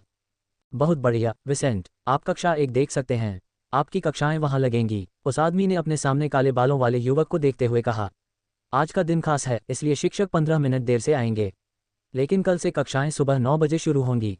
इतना कहकर वाइस अंततः अपनी मां से चुंबन प्राप्त करने के बाद उस स्थान की ओर दौड़ा और अपने बैग की पट्टियों को दोनों हाथों से पकड़ते हुए अपने सामने सीढ़ियों के शीर्ष की ओर बढ़ गया। शेड्यूल के कारण आसपास के ज्यादातर छात्र वाइस की उम्र के ही थे या उससे 1 साल बड़े थे, इसलिए वह बड़े छात्रों के जाल में फंसकर बुरा नहीं कर सका और जल्द ही कक्षा 1 में पहुंच गया। पब फ्यूचर द्वारा विज्ञापन। अकादमी ऑफ स्टॉर्स की इमारत 3 मंजिल की होने के बावजूद बड़ी नहीं थी। इसमें केवल 5 कक्षाएं, एक पुस्तकालय, प्रशासनिक विंग, कैफेटेरिया और सामाजिक और शारीरिक गतिविधियों के लिए कुछ स्थान थे। यद्यपि यह जादू से प्रभावित दुनिया थी, फिर भी निम्न स्तरीय लड़ाइयों में शारीरिक क्षमताएं बड़ा अंतर पैदा कर सकती थीं। चूंकि इस दुनिया में अधिकांश लोग निम्न स्तर के जादूगर या साधारण मनुष्य थे जिनमें जादू चलाने की क्षमता नहीं थी, इसलिए लड़ना और हथियार चलाना सीखना बहुत मूल्यवान था। अकेडमी ऑफ स्टॉर्स के मुख्य दर्शक साधारण पृष्ठभूमि के लोग थे, इसलिए स्वाभाविक रूप से इसमें हथियारों के प्रकार और उन्हें चलाने की उचित कलाओं के बारे में सिखाया जाता था। वाइस को अपनी बहन से इसकी मूल बातें पहले से ही पता थीं और वह अपनी लड़ाई और हथियार चलाने के कौशल को प्रशिक्षित करने के लिए उत्सुक था। जब वह ये सब सोच रहा था तो अंततः वह कक्षा 1 के सामने पहुंचा, जहां कुछ युवा लोग पहले से ही बाहरी क्षेत्र में और अंदर मौजूद थे। वह दरवाजे से अंदर आया और देखा कि वहां आधा दर्जन लोग लगभग समान लिंगों के बीच बंटे हुए थे। वाइस, तुम सचमुच आ गए, सुनहरे बाल वाले एक युवक ने विसेंट के पास आते हुए ये कहा। अपना उपनाम सुनते ही विसेंट ने तुरंत अपनी बहन की सबसे अच्छी दोस्त के भाई की ओर देखा, जिनसे वह कई बार मिल चुका था। इयान, आज से हम सहकर्मी होंगे, उन्होंने मुस्कुराते हुए कहा और अभिवादन का वह तरीका अपनाया जो उन्होंने अपनी ही उम्र के उस बच्चे को सिखाया था। मैं मार्शल आर्ट कक्षाओं का इंतजार कर रहा हूँ। मेरी बहन मुझे डराती रहती है। मैं उस दिन का इंतजार नहीं कर सकता जब मैं अपना बदला लूंगा। इसके लिए शुभकामनाएं। लेकिन मैं मार्शल आर्ट कक्षाओं का भी इंतजार कर रहा हूँ। क्या तुम मेरी पार्टनर बनना चाहोगी? वाइस ने पूछा। उसे पता था कि वे जोड़ियों में सीखेंगे। अच्छा, जब वे बातचीत कर रहे थे तो एक नया छात्र जिसे वे नहीं जानते थे वहां आया और उनके बगल में बैठ गया। इयान को बातचीत शुरू करने में विसेंट की तुलना में अधिक आसानी थी, इसलिए उसने ऐसा किया और जल्द ही युवा रोरी को अपने मित्र मंडल में शामिल कर लिया। बच्चे सचमुच आसानी से दोस्त बना लेते हैं। सब लोग चुप हो जाओ, कक्षा शुरू होने वाली है। जब बच्चे एक साथ काफी शोर मचाते हुए बोल रहे थे तो आज से उनका मार्गदर्शन करने वाले शिक्षक की आवाज उनके कानों में पड़ी, जिससे सभी चुप हो गए। पब फ्यूचर द्वारा विज्ञापन। संपर्क टॉस साइट मैप दान करें, मेनू दिखाओ। उपन्यास ऑनलाइन पूरा पढ़ें। उपन्यास बिन। उपन्यास माफिया को जादुई दुनिया में ले जाना। अध्याय 5। अकादमी में अध्ययन का प्रथम वर्ष। माफिया को जादुई दुनिया में ले जाना। अकादमी में अध्ययन का प्रथम वर्ष। पब फ्यूचर द्वारा विज्ञापन। अध्याय 5। अकादमी में अध्ययन का प्रथम वर्ष। जब सभी लोग शांत होकर बैठ गए तो शिक्षक ने बिना किसी देरी के अपना परिचय दिया। मेरा नाम जूलियन रोथ है। मैं वह शिक्षक हूं जो इस वर्ष आपके समूह का प्रभारी होगा। आप में से जिनके भाई बहन अकादमी ऑफ स्टॉर्स में हैं, वे शायद पहले से ही जानते होंगे कि चीज़ें कैसी होंगी। लेकिन मैं कक्षा शुरू करने से पहले उन लोगों के लिए ये कहना चाहूँगा जो अभी तक हमारी गतिविधियों से अवगत नहीं हैं। मैं तुम्हें कुछ बुनियादी विषय पढ़ाऊंगा, उनमें पोलारिस क्षेत्र का इतिहास, खास तौर पर हमारे राज्य सीडेल किंगडम का इतिहास। हम अपनी भाषा टेलियन और सबसे महत्वपूर्ण अर्थशास्त्र भी पढ़ेंगे। इस समाज में 5 साल के बच्चों को इससे अधिक कुछ सीखने की आवश्यकता नहीं थी। अर्थशास्त्र में उन्होंने इस दुनिया में विकसित गणित की मूल बातें और मुद्राओं और व्यापार के इतिहास के बारे में सीखा। टेलियन भाषा के अध्ययन में वे अपनी मूल भाषा, जो पोलारिस क्षेत्र की कई भाषाओं में से एक है, सीखना समाप्त कर देंगे। बाद में अपनी यात्रा में वे अन्य भाषाओं का अध्ययन करेंगे। फिर भी सबसे पहले उन्हें अकादमी में अपने पहले वर्ष में जितना संभव हो सके टेलियन में अपनी भाषा कौशल विकसित करना था। इसके अलावा इस दुनिया में मौजूद जादुई प्रतिभाओं की वजह से जब लोग अपने 14वें जन्मदिन पर पहुंचते हैं और जागृति से गुजरते हैं तो एक नई भाषा सीखना आसान हो जाता है। इसलिए उस समय ज़रूरी भाषाओं के अलावा दूसरी भाषाएं सीखना ही सबसे अच्छा था। जहां तक टेलियन की बात है, यह कोई कठिन भाषा नहीं थी, हालांकि यह पृथ्वी पर मौजूद कुछ पूर्वी भाषाओं की तरह अक्षरों की बजाय प्रतीकों से बनी थी। अंततः इतिहास में ये युवा न केवल अपने राज्य और महाद्वीप के अतीत के बारे में जानेंगे, बल्कि वे थोड़ा जादू भी देखेंगे। चूंकि इस अकादमी का उद्देश्य जादू के बारे में पढ़ाना नहीं था, इसलिए उन्होंने युवाओं को मूल बातें सिखाने के लिए केवल इस संभावना के बारे में व्याख्यान दिया। जूलियन ने अपने विद्यार्थियों को जल्दी से यह बात समझा दी तथा हमेशा उनकी ओर गंभीरता से देखते हुए एक ही स्वर में बोलते रहे। इस प्रस्तुति के बीच में इयान ने रोरी और वाइस से कहा, हम बदकिस्मत थे। प्रोफेसर जूलियन सबसे ज्यादा मान करने वालों में से एक हैं। मैंने सुना है कि वे अपनी कक्षाओं में बहुत सख्त हैं। पब फ्यूचर द्वारा विज्ञापन। क्या ऐसा है? रोरी ने चिंतित होकर पूछा। अपनी बहन से इस आदमी के बारे में सुनने के बाद वाइस को पहले से ही यह पता था और उसने कहा, हमें अब ज्यादा बात नहीं करनी चाहिए, अन्यथा वह हमें ही पहला उदाहरण मानेगा। प्रोफेसर जूलियन ने अपनी प्रस्तुति जारी रखी। अंत में आपको आत्मरक्षा और योद्धा का मार्ग सिखाया जाएगा, लेकिन यह मैं नहीं बल्कि प्रोफेसर लेन आपको सिखाएंगे। आप उनसे बाद में मिलेंगे, इसलिए अभी यह जानकारी अपने पास रखें। उन्होंने कमरे में चलते हुए अपनी बाहें पीठ के पीछे रखते हुए कहा। जब वे विद्यार्थियों की डेस्कों के बीच से गुजर रहे थे तो उन्होंने इनमें से कुछ युवाओं को ध्यान से देखा तथा ये देखा कि कौन बात कर रहा था या उनकी बातों पर ध्यान दे रहा था। जब वह अपनी कक्षा में चलते थे तो वह उन लोगों के पास रुक जाते थे जो बातचीत में सबसे अधिक सक्रिय होते थे और उन्हें चुप करा देते थे। अपना परिचय देने के बाद वह कमरे के सामने बने छोटे से मंच पर चढ़ गया। वहां उसने कुछ हाथ की मुहरें बनाई और उन बच्चों के सामने लगा ब्लैकबोर्ड बदलने लगा। जब उन्होंने ये देखा तो जो लोग बात कर रहे थे उन्होंने भी अपना काम बंद कर दिया और ध्यान देने लगे, क्योंकि उन्होंने देखा कि शिक्षक ने जादू का प्रयोग करते हुए पाठ शुरू कर दिया है। चलिए सबसे महत्वपूर्ण चीज से शुरू करते हैं, जादू, उन्होंने कहा। जैसे ही ब्लैकबोर्ड चमक उठा, विभिन्न चित्र और शब्द इस तरह से दिखने लगे कि वहां मौजूद सभी लोगों का ध्यान उस पर गया। जैसा कि आप में से कुछ लोग पहले से ही जानते होंगे, जादू जादुई शक्ति का परिष्कार और प्रयोग है। लेकिन ये सब कुछ नहीं से नहीं आता, ये कुछ महत्वपूर्ण तत्वों पर निर्भर करता है। वे हैं: 1. मन, आपकी आनुवंशिक विरासत से संबंधित। 2. जादुई मणि, जो आपकी जागृति से संबंधित है। उसने अपने माथे के बीच में हरे रंग के त्रिकोणीय पत्थर की ओर इशारा करते हुए कहा। 3. जादुई विशेषताएं, जो उन प्रकार के मंत्रों से संबंधित हैं जिनके साथ हम संगत हैं। 4. भाग्य और दृढ़ता से संबंधित चर। इन शब्दों के बाद ब्लैकबोर्ड पर 2 चरणों और उनके उपस्तरों वाली एक तालिका दिखाई दी। प्रशिक्षु और अनुचर 2 ऐसे चरण हैं जिन पर अधिकांश पोलारिस दायरे के प्राणी हैं। संभवतः वे आप सभी के लिए सीमा होंगे, यदि सभी के लिए नहीं तो लगभग सभी के लिए, इसलिए हम इस बारे में बात नहीं करेंगे कि आगे क्या है। पबफ्यूचर द्वारा विज्ञापन। हालांकि जान लो कि एक जादूगर के लिए और भी कई चरण हैं जिन्हें पार करके वह और अधिक शक्तिशाली बन सकता है, उसने गंभीर स्वर में कहा, क्योंकि वह भी, जिसके पास इस गांव के मानकों के अनुसार असाधारण प्रतिभा थी, जादुई यात्रा के इन 2 प्रारंभिक चरणों तक ही सीमित था। छात्रों ने उनकी बात सुनी और प्रस्तुत ग्राफ पर ध्यान दिया, जहां वाइस ने इस दुनिया में जादूगरों की रैंकिंग की शुरुआत की खोज की, जो प्रशिक्षु चरण से शुरू हुई और जिसमें 3 उप स्तर थे। वे थे जूनियर, इंटरमीडिएट और सीनियर। दूसरे चरण एकोलाइट में पहले से 5वें त्रिभुज तक 5 उप स्तर थे। ये त्रिकोण क्या थे, उसे नहीं पता था। उद्धरण चिन्ह ... दूसरे जादू चरण के लिए उपस्तरों के नाम अच्छे नहीं हैं, लेकिन वे वर्णन करते हैं कि चरण में क्या होता है, इसलिए आज भी वे नाम रखे गए हैं। हालांकि जब आप राज्य या पोलारिस दायरे में यात्रा करते हैं तो आप ऐसे लोगों से मिल सकते हैं जो इन उपस्तरों को अलग अलग तरीके से नामित करते हैं। बहुत बार लोग प्रथम त्रिभुज के साथ एक अनुचर को प्रथम स्तर का अनुचर या यहाँ तक कि एक स्तर एक अनुचर कहेंगे, इसलिए बोलने के इन तरीकों से आश्चर्यचकित न हो। V is it N0 V L/B opening parenthesis I closing parenthesis opening parenthesis and closing parenthesis dot को सर्वश्रेष्ठ उपन्यास पढ़ने के अनुभव के लिए युवा लोगों का ध्यान केंद्रित होने के कारण कक्षा जारी रही। अंततः प्रोफेसर ने इन युवाओं को जादुई साधना स्तर की शुरुआत के बारे में बताने के बाद जादू के बारे में बात करना बंद कर दिया। उन्हें सिखाने के लिए उनके पास कई आवश्यक बातें थीं, जैसे कि तत्व, वे उनके मंत्रों को कैसे प्रभावित करेंगे, जागृति, जादुई रत्न, कलाकृतियाँ, व्यवसाय आदि। लेकिन वे इसे स्टॉज अकादमी में अपने पहले वर्ष से लेकर 10वें वर्ष तक की यात्रा के दौरान सीखेंगे। फिर कुछ मिनट तक जादू के बारे में बात करने के बाद वह इतिहास की कक्षा शुरू कर देते थे, जो टेलियन कक्षाओं के साथ साथ उनके अध्ययन का अधिकांश समय ले लेती थी। लेकिन ये युवा केवल सुबह 9 बजे से दोपहर 1 बजे तक ही पढ़ाई करते थे। उसके बाद उन्हें दोपहर के भोजन के लिए अवकाश मिलता था और फिर शारीरिक अभ्यास होता था, जहां वे लड़ना और हथियार चलाना सीखते थे।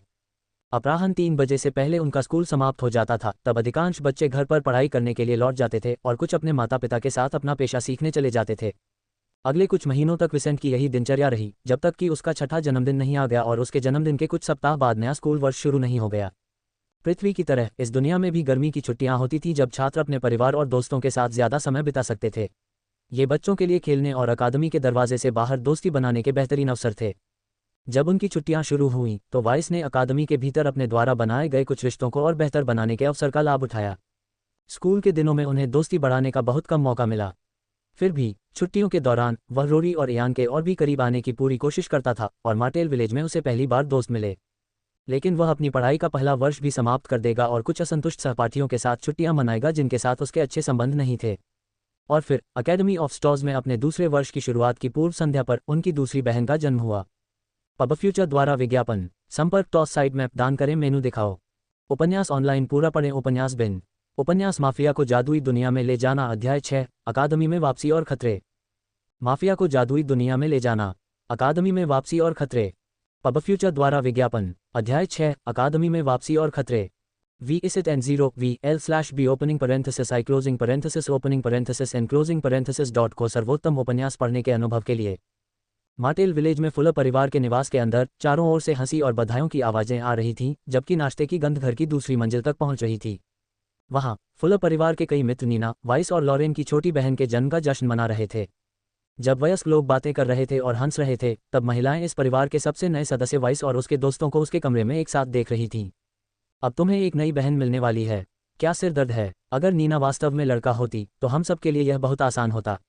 इयान ने टिप्पणी की, सूट पहने हुए, जैसा कि इस समाज में पैसे वाले लोग आमतौर पर उत्सव के अवसरों पर कपड़े पहनते हैं।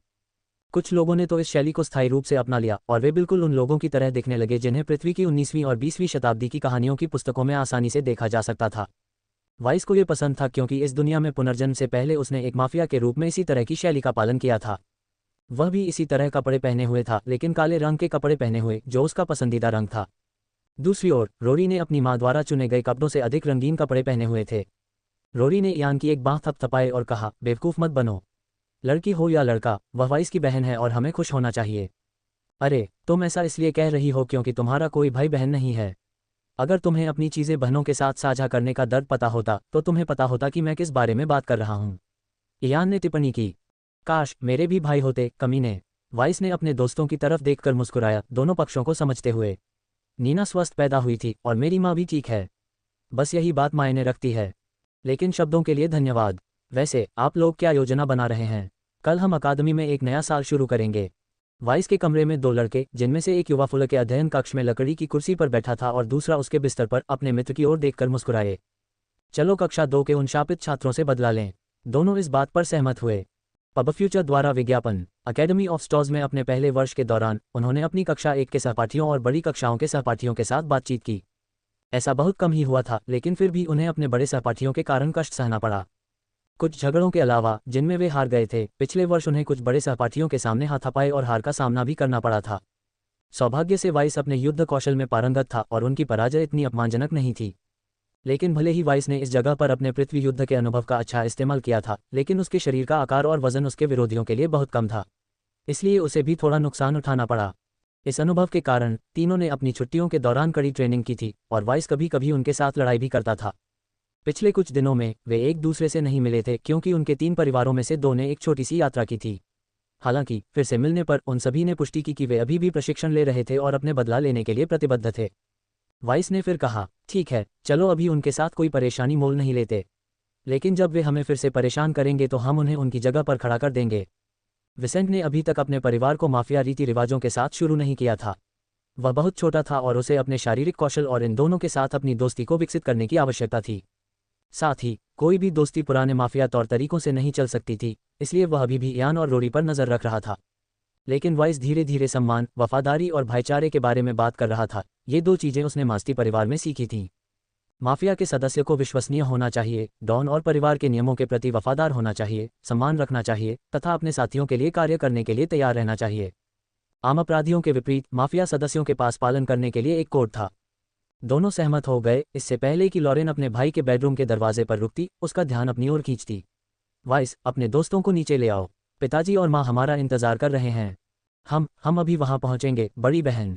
इसके बाद वाइस ने आगे बढ़कर इस घर के निचले स्तर पर वापसी की, जहां उनके अलावा केवल लॉरेन और उसकी ही उम्र की 9 वर्षीय 2 सहेलियां ही थीं। अगले दिन पब फ्यूचर द्वारा विज्ञापन। जब नीना घर पर केट की देखरेख में थी, तब फुलर एस्टेट के सभी अन्य निवासी वहां से चले गए।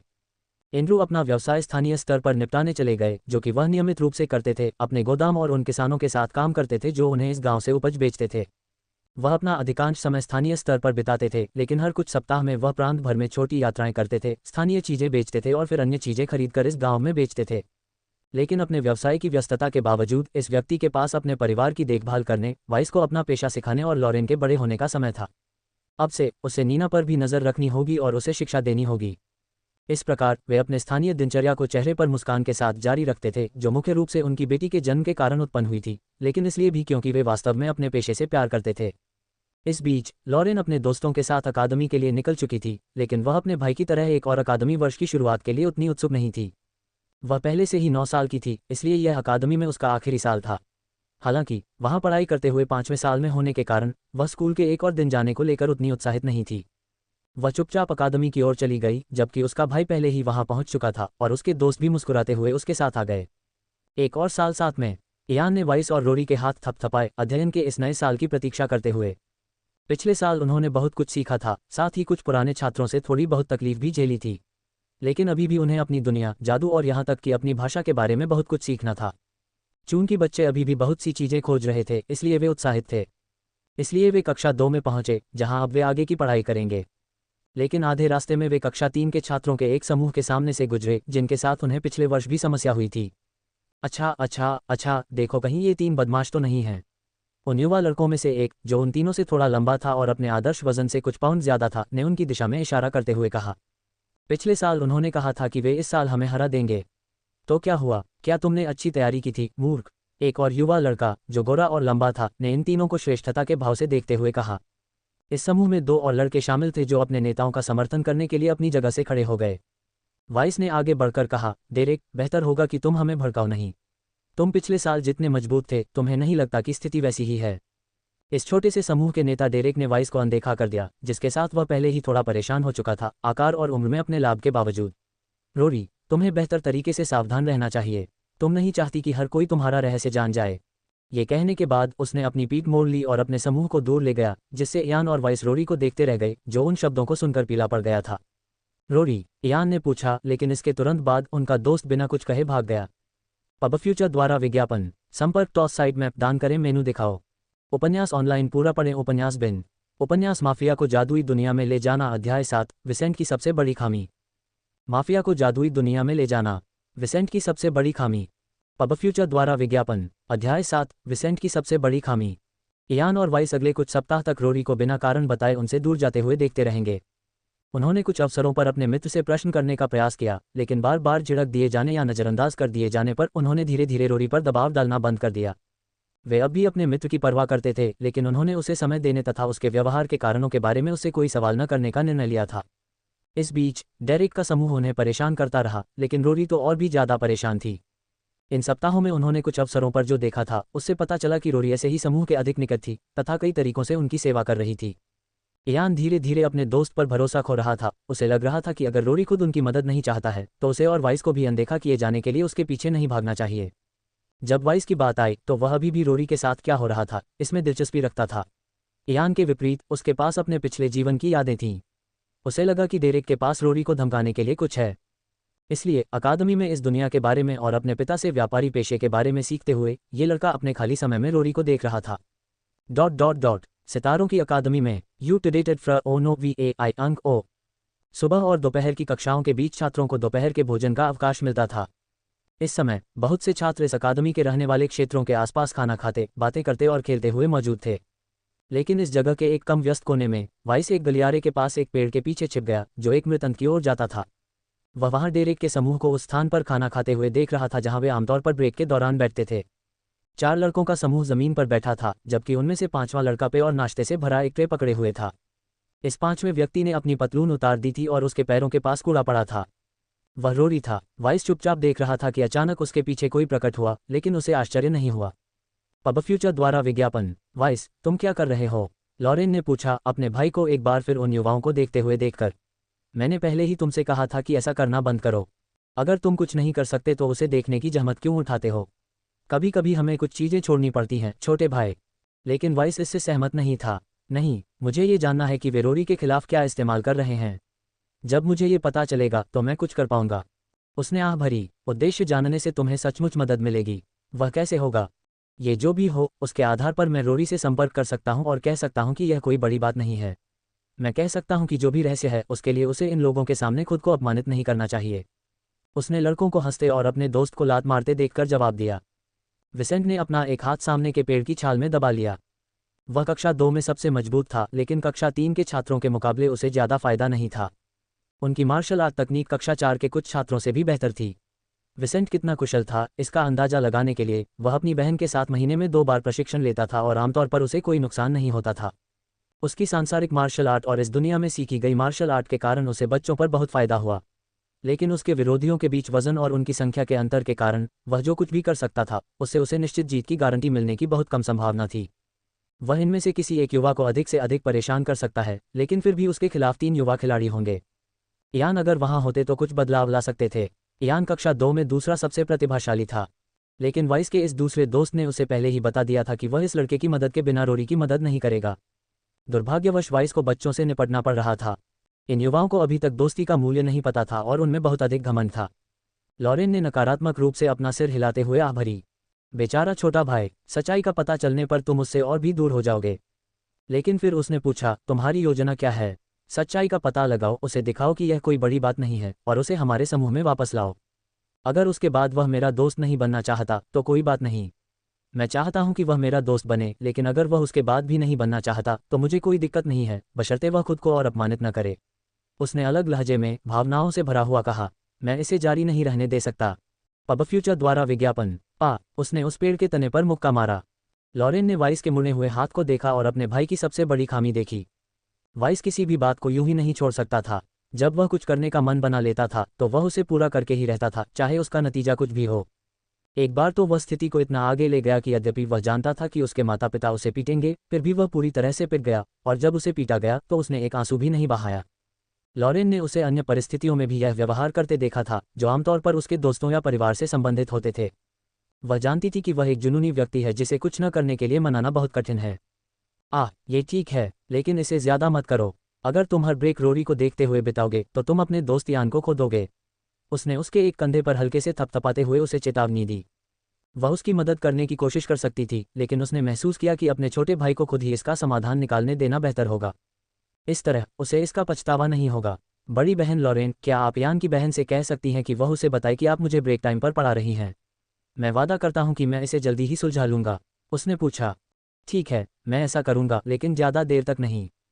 धन्यवाद बड़ी बहन, उसने कहा, इससे पहले कि वह उन बच्चों को आगे बढ़ते देखता और वह कक्षा 2 में वापस आ जाता। आज भी उसे रोरी के बारे में सच्चाई पता नहीं चल पाए। हालांकि विसेंट को अपने ऊपर संदेह नहीं था और वह जल्द ही इसका पता लगाना चाहता था। इसके बीच वह इस दुनिया के बारे में सीखना जारी रखेंगे जिसके बारे में उन्होंने पाया था कि अभी तक इसमें इंटरनेट और बिजली जैसी तकनीकों का अभाव है। हालांकि अन्य प्रौद्योगिकियों ने मूलतः इनका स्थान ले लिया, जिससे आधुनिक पृथ्वी पर मौजूद कुछ चीज़ें संभव हो सकीं। उस समय कोई कार या टेलीविजन नहीं था, लेकिन सैकड़ों किलोमीटर दूर के लोगों से बातचीत की जा सकती थी, उड़ने वाली नावों में बैठकर आकाश में यात्रा की जा सकती थी, इत्यादि। लेकिन जबकि ऐसी कुछ चीज़ें अस्तित्व में थीं, कई अन्य मामलों में ये समाज आधुनिक पृथ्वी की तुलना में मध्ययुग के यूरोप जैसा अधिक था, जिसे विंसेंट छोड़ गया था। रीति रिवाज ज़्यादा समान थे और जादू टोना करने वालों का तरीका सामंती प्रभुओं के सेवकों के तरीके से ज़्यादा मिलता जुलता था। साथ ही खेती पशु शक्ति और निम्न स्तर के जादूगरों पर निर्भर थी। संक्षेप में, यदि आप गरीब थे और आप में जादुई प्रतिभा की कमी थी, तो आप मध्यम आयु वर्ग की पृथ्वी पर एक गरीब व्यक्ति के रूप में पोलारिस दायरे में रहते। यदि आप जादू में प्रतिभाशाली थे तो आप वाइस द्वारा छोड़ी गई जगह की तुलना में विकसित या उससे भी अधिक चीज़ों तक पहुंच सकते थे। इस दुनिया में अच्छी तरह से जीने का एक और विकल्प ये था कि आपके पास इतने संसाधन हो कि आप संबंधित जादूगरों को प्रभावित कर सकें। जबकि वह अपने दोस्त के बारे में चिंतित था, वाइस इन संभावनाओं के बारे में सीख रहा था और अपने पिता के पेशे में निपुणता हासिल करने तथा भविष्य में एक अच्छा पद हासिल करने में अधिक रुचि ले रहा था। उसके माफिया शैली के परिवार को उसकी योजनाओं से बाहर निकलने के लिए अभी भी बहुत काम करने की आवश्यकता थी, लेकिन वह पृथ्वी पर सीखे गए इस व्यवसाय मॉडल का उपयोग सेडेल साम्राज्य में अपनी सामाजिक स्थिति को सुधारने के लिए करना चाहता था। इन योजनाओं के साथ उनकी दिनचर्या 6 महीने तक पूरी रहेगी, जब तक कि वे अंततः अपने अल्पकालिक लक्ष्यों में से एक को प्राप्त नहीं कर लेते। पब फ्यूचर द्वारा विज्ञापन। संपर्क टॉस साइट मैप दान करें, मेनू दिखाओ। उपन्यास ऑनलाइन पूरा पढ़ें। उपन्यास बिन। उपन्यास माफिया को जादुई दुनिया में ले जाना। अध्याय 8, रोरी का रहस्य। माफिया को जादुई दुनिया में ले जाना, रोरी का रहस्य। पब फ्यूचर द्वारा विज्ञापन। अध्याय 8, रोरी का रहस्य। कई महीने बीत जाने के बाद वाइस थोड़ा और बड़ा हो गया था और धीरे धीरे अपने 7वें जन्मदिन के करीब पहुंच रहा था। प्रत्येक बीतते दिन के साथ उसकी शारीरिक क्षमताएं बेहतर होती जा रही थीं, और यहाँ तक कि यान, जो कक्षा 2 का एकमात्र खिलाड़ी था जो पहले उससे लड़ सकता था, हाल ही में उसके साथ मुकाबला नहीं कर पा रहा था। हालांकि वाइस अभी भी खुद को इतना मजबूत नहीं मानता था कि वह अपनी मुट्ठियों से रोरी की समस्या का समाधान कर सके, इसलिए वह अभी भी चुपके से अपने दोस्त पर नजर रख रहा था। वह हमेशा अपने अवकाश के दौरान ऐसा नहीं करता था, क्योंकि जैसा कि उसकी बहन ने उसे बताया था, ऐसा करने से वह यान से दूर हो जाएगा, जो वह नहीं चाहता था। इसलिए पिछले कुछ महीनों से विसेंट सप्ताह में कुछ बार और जब भी उसके पास खाली समय होता, वह यान के साथ अपनी दोस्ती से समझौता किए बिना रोरी को देखता था। यान अब रोरी के बारे में बात नहीं करता था और उसने कक्षा 2 में नए दोस्त बना लिए थे, जिनके साथ वाइस भी हाल ही में बातचीत कर रहा था। इस वजह से उसे रोरी को परेशान करने वाले समूह की हरकतों पर नजर रखने के लिए जगह मिल रही थी। लेकिन जबकि रोरी के दुश्मनों ने कभी भी यह उजागर नहीं किया था कि वे क्या जानते थे और उसके खिलाफ इसका इस्तेमाल कर रहे थे, वाइस को अंततः सच्चाई का पता चल ही गया। दोपहर के समय अकादमी छोड़कर वाइस ने रोरी के पदचिन्हों पर चलने का निर्णय लिया। आज उसके पिता गांव से बाहर थे, प्रांत के दूसरे हिस्सों में व्यापार कर रहे थे, इसलिए उसके पास रात होने तक जो चाहे करने का समय था। डायस योवर न्यूज स्टोरीज ऑन नो VA एल्बन CO। उसने इस दुर्लभ अवसर का लाभ उठाने का निर्णय लिया और शांतिपूर्वक रोरी के पीछे चलने लगा तथा उससे पर्याप्त दूरी बनाए रखी ताकि कोई उसकी ओर ध्यान न दे। चूंकि विसेंट को ऐसा करने का अनुभव था जो रोरी के पास नहीं था, इसलिए उसने आसानी से अपने दोस्त को धोखा दे दिया, जिसने बिना ध्यान दिए किसी और को गांव के बीच में एक विशेष स्थान पर ले गया। विसेंट ने रोरी को एक ऐसी जगह में प्रवेश करते देखा जिसके बारे में उसे पता था कि वह बच्चों के लिए नहीं है, जहां उसके पिता ने उसे कभी प्रवेश न करने को कहा था। वह वहां क्या कर रहा है? वाइस ने आश्चर्य व्यक्त किया और करीब से जांच करने के लिए उसके पास गया। उसे यकीन नहीं था कि वह जगह क्या थी, लेकिन उसे लगा कि वह अच्छी नहीं थी और उसे अपने दोस्त की चिंता थी। क्या यह उन चारों की वजह से है? वह उसके करीब जाने की कोशिश करता, लेकिन आधे रास्ते में ही रोरी वहां से निकलकर अपने घर चला जाता। उस समय वाइस को यह बात पता नहीं थी, इसलिए वह दिन के अंत तक अपने दोस्त का पीछा करता रहा। पब फ्यूचर द्वारा विज्ञापन। बिना कोई उत्तर दिए घर लौटते हुए वाइस अपने परिवार की गाड़ी के कोचवान के पास रुका, जो एक मध्यम आयु वर्ग का व्यक्ति था और उसके पिता के लिए काम करता था। बूढ़े कार्सन, क्या आप मेरे एक सवाल का जवाब दे सकते हैं? वह अपने परिवार के घोड़ों की देखभाल कर रहे आदमी के पास रुक गया। इस जादुई दुनिया में ऐसे जानवर मौजूद थे, हालांकि वे पृथ्वी पर पाए जाने वाले जानवरों से थोड़े भिन्न थे। उस पीले बालों वाले जानवर की देखभाल करने वाला आदमी उसके बालों में कंघी करता रहा और बोला, क्या तुमने कभी ऐसा किया है? तुम क्या जानना चाहते हो, छोटे वाइस? गांव के बीचों बीच स्थित उस घर में क्या है जिसके अंदर मेरे पिता ने मुझे कभी प्रवेश न करने को कहा था? एक घर। बूढ़े आदमी ने वाइस की ओर देखा, ये पहचानने की कोशिश करते हुए कि वह कौन सी जगह है। एक ऐसी जगह जहां वह कभी न जाए। मैं सिर्फ यही सोच सकता हूँ। हाँ, वाइस ने उत्तर की प्रतीक्षा करते हुए कहा। तुम वह क्यों जानना चाहते हो? मैंने आज अपने दोस्त को वहां जाते देखा। मैंने उसका पीछा किया, लेकिन छींकने के लिए भी उसके करीब नहीं जा सका। वह ईमानदार था, जिससे कोचवान चौंक गया। छोटे वाइस, अब ऐसा मत करो। वह जगह पतित आदमी जाते हैं। ये तुम्हारे जैसे बच्चों के लिए अच्छा नहीं है। उसने उस लड़के को सलाह देने के लिए अपने हाथ में कंघी गिरा दी। कार्सन ने अपना चेहरा विसेंट के पास झुकाया और धीमी आवाज में कहा, अपने पिता को मत बताना कि मैंने तुम्हें यह बताया है, लेकिन वह जगह वह है जहां खोई हुई महिलाएं बेशर्म पुरुषों को सुख बेचती हैं। ये कमजोर दिमाग वाले लोगों का विनाश है। गल्प। वेश्यागृह। विसेंट को स्पष्ट रूप से समझ में आ गया कि वह जगह क्या थी। उसने अपनी आंखें खोलीं। रोरी वेश्यागृह क्यों जाएगी? लेकिन वह तुरंत कुछ भी नहीं सोच सका। अगले दिन वाइस ने एक बार फिर अपने दोस्त का पीछा किया, उसे फिर से इस गांव में वेश्यालय में प्रवेश करते देखा। इस बार वह अधिक तेज था और अपनी जासूसी कौशल का उपयोग करके वह ध्यान आकर्षित किए बिना उस संपत्ति के पीछे तक पहुंचने में कामयाब रहा। जब वह वहां पहुंचा तो उसे एक आधी खुली खिड़की मिली और उसने उसमें से झांक कर देखा। वहां जो कुछ था उसे देखते ही वाइस ने आश्चर्य से अपनी आंखें खोलीं और देखा कि रोरी की मां कई नग्न महिलाओं के सामने खड़ी थी और उन्हें कुछ सिखा रही थी। जब आप किसी ग्राहक के साथ हों। जैसे ही वह बोल रही थी, एक लंबा मजबूत आदमी उस बड़े कमरे के एकमात्र दरवाजे पर प्रकट हुआ। उसके साथ एक बच्चा था। मिस, छोटी रोरी यहाँ है। जब रोरी वहां आया तो उसके चेहरे पर उदासी थी और उसने वहां मौजूद नग्न महिलाओं से अपनी नजरें हटा लीं। पब फ्यूचर द्वारा विज्ञापन। लेकिन जब उसने इस जगह की पिछली खिड़कियों में से एक से अपनी नजरें घुमाईं तो उसे कुछ भी दिखाई नहीं दिया, क्योंकि वाइस पहले ही वहां से भाग चुका था।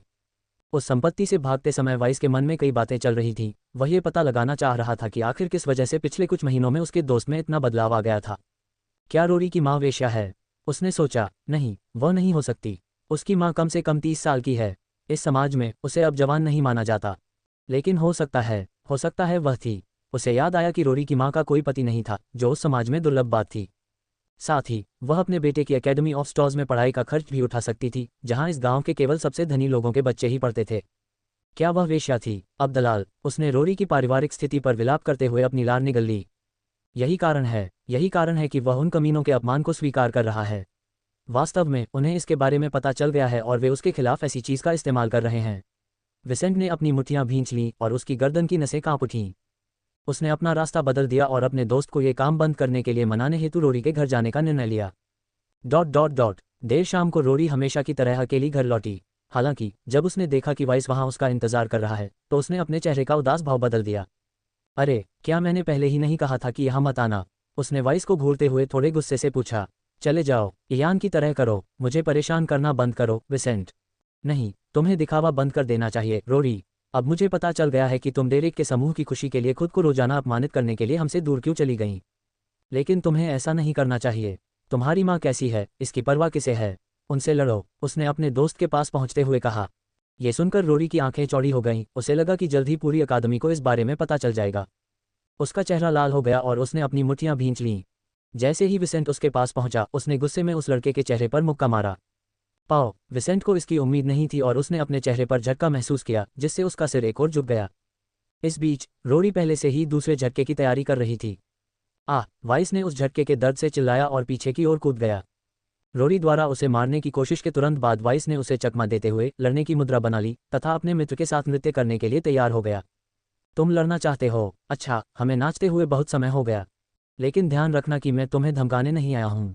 तुम्हारी माँ चाहे जो भी हो, इससे मेरी दोस्ती पर कोई फर्क नहीं पड़ता, उसने कहा। फिर भी उसने अपनी सुरक्षा बनाए रखी।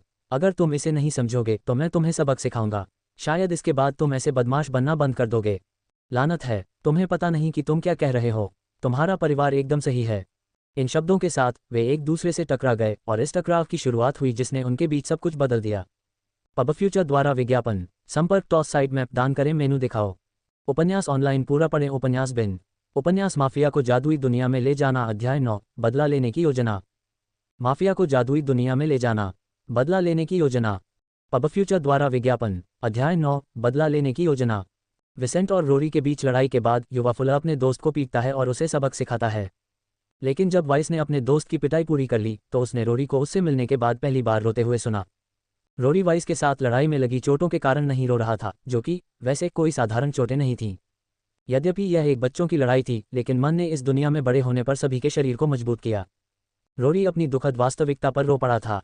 वह एक कमीना आदमी था। वह अपने पिता को नहीं जानता था और उसकी माँ एक दलाल थी जो मार्टेल गांव में युवा वेश्याओं का प्रबंधन करती थी। डेरेक के समूह को इस बारे में पता चल गया था और उन्होंने रोरी के बारे में सच्चाई का इस्तेमाल करके उसे धमकाया। अगर उसने उनके आदेश के अनुसार काम नहीं किया तो वे पूरी अकादमी को बता देंगे कि उसकी माँ कौन है। और अधिक अपमानित होने के डर से रोरी ने वाइस और इयान से मुंह मोड़ लिया था और हाल ही में हुए सभी अपमानों को स्वीकार करना शुरू कर दिया था। जब वाइस ने यह सुना तो वह स्वाभाविक रूप से क्रोधित हो गया और उसने रोरी की मदद करने का वादा किया। रोरी, मेरा विश्वास करो, मैं इन तीनों से निपटने में तुम्हारी मदद करूंगा। कैसे? अगर हम कुछ करेंगे तो यह और भी बुरा होगा। रोरी ने आंखों में आंसू भरकर कहा। आखिरकार मैं अपना मूल नहीं बदल सकता, वाइस ने गंभीरता से कहा। हम एक दूसरे से दूर रहने का दिखावा करेंगे, लेकिन हम ऐसा नहीं करेंगे। हम अगले कुछ महीनों का उपयोग खुद को तैयार करने के लिए करेंगे। जब हम पर्याप्त हासिल कर लेंगे तो हम डेरेक और उसके साथियों के खिलाफ कार्रवाई करेंगे। क्या इससे कोई फर्क पड़ेगा? रोरी ने अपनी आंखों से आंसू पोंछे। आप अपना सम्मान पुनः प्राप्त कर लेंगे। आप अकादमी के छात्रों को दिखा सकेंगे कि यदि वे आपके साथ खिलवाड़ करेंगे तो उन्हें परिणाम भुगतने होंगे। वे आपकी पारिवारिक पृष्ठभूमि का मजाक उड़ा सकते हैं, लेकिन क्या वे आपकी मुट्ठियों का भार सहन करेंगे? विसेंट ने गंभीरता से कहा। इस मामले को सुलझाने के लिए हिंसा से बेहतर कुछ नहीं है, अन्यथा आप हमेशा के लिए डेरेक जैसे लोगों के बंधक बन जाएंगे। ये सुनकर रोरी ने अपनी मुट्ठियां भींच लीं। वह एक बच्चा था, लेकिन पहले से ही जो कठिनाइयां उसने झेली थी उसे देखते हुए वह वाइस की बातें समझ सकता था। या तो उसे अपने राक्षसों का सामना करना पड़ेगा या फिर उसे कभी शांति नहीं मिलेगी। ठीक है। पब फ्यूचर द्वारा विज्ञापन। ये सुनकर विसेंट ने अपना एक हाथ रोरी को दिखाया और उसे खड़े होने में मदद की। इसके बाद उन्होंने एक साझा लक्ष्य को ध्यान में रखते हुए एक दूसरे से हाथ मिलाया। 8 महीने बाद विसेंट, इयान और रोरी ने अपना स्कूली जीवन जारी रखा था और इस अवधि में कक्षा 3 तक पहुंच गए थे तथा पिछले महीनों में उनकी प्रगति भी काफी हुई थी। इयान ने रोरी से दूरी बनाए रखी, ये सोचकर कि उसका ये पूर्व मित्र वाइस से भी बात नहीं कर रहा है। लेकिन जब भी मौका मिलता वे दोनों चुपके से एक साथ लड़ने के लिए मिल जाते। लेकिन उनकी ये लड़ाइयाँ सामान्यतः पुरानी कक्षा 2 और वर्तमान कक्षा 3 के अन्य विद्यार्थियों द्वारा अकादमी में लड़ी जाने वाली लड़ाइयों से कहीं अधिक तीव्र थीं। वाइस ने अपने कौशल में बहुत सुधार किया था और अब वह अपनी पूरी ताकत उसी वर्ग के लड़कों के सामने नहीं दिखा सकता था। लेकिन वह रोरी के खिलाफ अपनी पूरी ताकत लगा रहा था, जो पिछले कुछ महीनों से चोटों का दंश झेल रहा था और ठीक होने के लिए संघर्ष कर रहा था। सौभाग्य से उनकी माँ अमीर थी और वह उन दवाओं का खर्च उठा सकती थी जो वह अपने शरीर को ठीक रखने के लिए लगातार लेते थे। इसलिए उसने अपनी ताकत बढ़ाई और अपनी क्षमताओं को सामान्य से अधिक बेहतर बनाया ताकि वह वाइस के साथ नृत्य को अधिक आसानी से संभाल सके। सबसे अद्यतित नॉवेल्स N012 पर प्रकाशित हुए हैं। इस बीच लॉरेन ने अकादमी से स्नातक की उपाधि प्राप्त कर ली थी और धीरे धीरे उसके शरीर में अधिक उन्नत स्त्रियोचित विशेषताएं विकसित हो रही थीं, इस हद तक कि वह पहले से ही युवा वयस्कों का ध्यान आकर्षित कर रही थी। उसके माता पिता पहले से ही लॉरेन के दहेज के बारे में स्थानीय परिवारों से बातचीत शुरू कर चुके थे, लेकिन अभी तक कुछ भी तय नहीं हुआ था। आमतौर पर सगाई की घोषणा 15 वर्ष की आयु में की जाती थी, इसलिए उनके पास अभी भी उसके भाग्य के बारे में सही निर्णय लेने का समय था। नीना अभी भी काफ़ी छोटी थी, इसलिए वह अपना अधिकांश समय अपनी माँ के साथ घर पर ही बिताती थी। कई महीनों तक गुप्त रूप से प्रशिक्षण लेने के बाद रोरी और वाइस अंततः अपनी योजना के अंतिम बिंदु पर पहुंच गए। इस दिन जब एकेडमी ऑफ स्टॉर्स में कई परीक्षण हो रहे थे तो वे अपनी कक्षा के कुछ परीक्षणों के समाप्त होने के बाद मिले। जब वे एक खाली गलियारे में मिले तो एक ने दूसरे की ओर दृढ़ निश्चय के साथ देखा। क्या आप तैयार हैं? हाँ, रोरी ने उत्तर दिया, जबकि वह अपने होठों पर मुस्कान नहीं रोक सका और उसकी आंखें चमक उठीं। ठीक है, चलो डेरेक के समूह के पास चलते हैं। कक्षा 4 ने पहले ही अपने परीक्षण समाप्त कर लिए हैं और वे अकादमी के पीछे वाली गली में हैं। विसेंट ने कहा, चाहे परिणाम कुछ भी हो, अपनी योजना का पालन करने के लिए दृढ़ संकल्पित। पब फ्यूचर द्वारा विज्ञापन। लेकिन क्या ये ठीक रहेगा? मेरी माँ मुझे सजा नहीं देगी, लेकिन तुम्हारे पिता से निपटना बहुत मुश्किल है। रोरी जानता था कि वह वाइस पर भरोसा कर सकता है, लेकिन वह इतना स्वार्थी नहीं था कि उसे इस बात की परवाह न हो कि उसकी मदद करने के लिए उसके दोस्त को क्या क्या सहना पड़ेगा। वाइस के पिता उसे झगड़ों में शामिल नहीं होने देना चाहते थे और उन्होंने उसे पहले ही चेतावनी दे दी थी कि वह किसी भी झगड़े में भाग न ले, अन्यथा उसे दंडित किया जाएगा। लेकिन वाइस को जोखिम से कोई परेशानी नहीं थी और वह मुस्कुराया। चिंता मत करो, बेहतर है कि मैं अपने पिता से पिटवा लूं, बजाय इसके कि मैं सुरक्षित रहूं और जो मैं करना चाहता हूं वह न कर सकूं। तो फिर चलो इसे एक ही झटके में खत्म कर देते हैं, रोरी ने अपने दुश्मनों की ओर भागने से पहले कहा। वाइस ने भी मुस्कुराकर जवाब दिया। उसे अपने मित्र का दृढ़ संकल्प पसंद आया। रोरी के साथ कई महीनों तक काम करने के बाद वाइस इस लड़के के दिमाग में अपने कुछ विचार डालने में सफल रहा और उसे डेरिक के समूह के प्रति उसके डर पर काबू पाने में मदद की। रोरी भविष्य में मेरे परिवार का एक अच्छा सदस्य होगा, वाइस ने सोचा और अपने दोस्त के साथ साथ दौड़ता हुआ आया। उसे अपनी भावना पर पूरा भरोसा था। ... कुछ क्षणों के बाद वाइस और रोरी गली के शुरू में दिखाई दिए, जहां 4 बच्चों का समूह बातें करते हुए हंस रहा था। इन लड़कों में से एक मोटा लड़का अपने एक हाथ में चाकू पकड़े हुए था, जबकि उनसे कुछ ही दूरी पर एक जंजीर से बंधा हुआ जानवर भागने की कोशिश कर रहा था। इस बीच अन्य चाकू उस फंसे हुए पक्षी के चारों ओर लकड़ी के निशानों पर रखे गए थे, जिनमें से कुछ के ब्लेड पर थोड़ा खून लगा हुआ था। उस समूह के अन्य लड़के हंस रहे थे और कुछ पी रहे थे जब उन्होंने देखा कि उनमें से एक ने उस पक्षी को मारने की कोशिश की। हाँ, फिर से कोशिश करो इसहाक, चलो देखते हैं कि क्या तुम सच में सर्वश्रेष्ठ हो और पक्षी को मार सकते हो। डेरिक ने मोटे लड़के को प्रोत्साहित किया, जबकि बाकी सभी शर्त लगा रहे थे वह ऐसा नहीं कर पाएगा। यहाँ तक कि बॉस डेरिक, जो क्लास में सबसे अच्छा है, भी इस तरह से चलते हुए लक्ष्य को नहीं मार सकता। फैट्टी चाकुओं से खेलने में बहुत अच्छा है, शायद वह चाकुओं से वार कर दे। मैं तुमसे 20 कांस्य सिक्कों की शर्त लगाता हूँ, मैं इसे ले जाऊंगा। ये टिप्पणियां सुनकर और ये देखकर कि ये लड़के क्या कर रहे थे, वाइस और रोरी क्षण भर के लिए रुक गए और अपनी मुट्ठियां भींच लीं। वाइस ने अपना एक हाथ अपने कपड़ों में डाला और एक जोड़ी कैंची उठा ली। फिर उसने उसे आगे पीछे उड़ते हुए पक्षी की दिशा में फेंका, जो उसे पकड़े हुए जंजीर के स्थान से सीमित था। जैसे जैसे जादुई कणों की गति और शक्ति बढ़ती गई, कैंचियों की गति भी बढ़ती गई। वाइस अपने जादुई जागरण के बाद ही मंत्र सीखेगा, जैसा कि उसके आसपास के बच्चे भी सीखेंगे।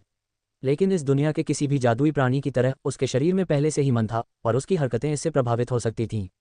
जब उसने कैंची फेंकी तो अनजाने में ही उसने उस वस्तु को जादुई कणों से ढक दिया, जिससे उसके गुण काफी हद तक बढ़ गए।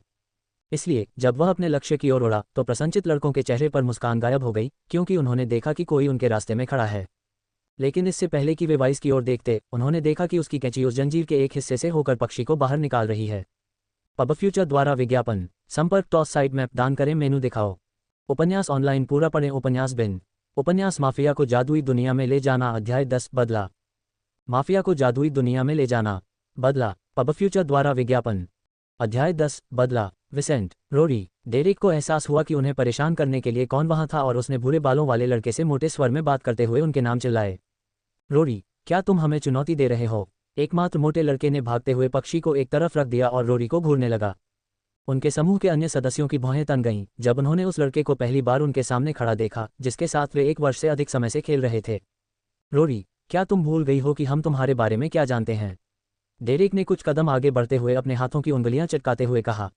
यहाँ आओ, तुम्हारी सजा होगी 4 दांत। रोरी ने अपनी मुट्ठियां भींच लीं और कुछ नहीं कहा। सबसे अद्यतित अटे नॉवेल्स एक री पर प्रकाशित N012 NCO। विसेंट इस बार बात नहीं करना चाहता था और अपने दुश्मनों से ये शब्द सुनकर उनकी ओर दौड़ पड़ा। काले बालों वाले उस लड़के को, जो उनमें से सबसे लंबे लड़के से कुछ इंच छोटा था, मुट्ठियां बंद करके उनकी ओर दौड़ता देख चारों ने लड़ाई की स्थिति ले ली। उन्होंने अपनी मुट्ठियों और पैरों में मन को इकट्ठा किया और युद्ध के लिए तैयार हो गए। वे सभी जानते थे कि वाइस मार्शल आर्ट में अकादमी में सबसे प्रतिभाशाली है, इसलिए वे उसे सिर्फ इसलिए हल्के में नहीं लेंगे क्योंकि वे संख्या में उनसे कम हैं।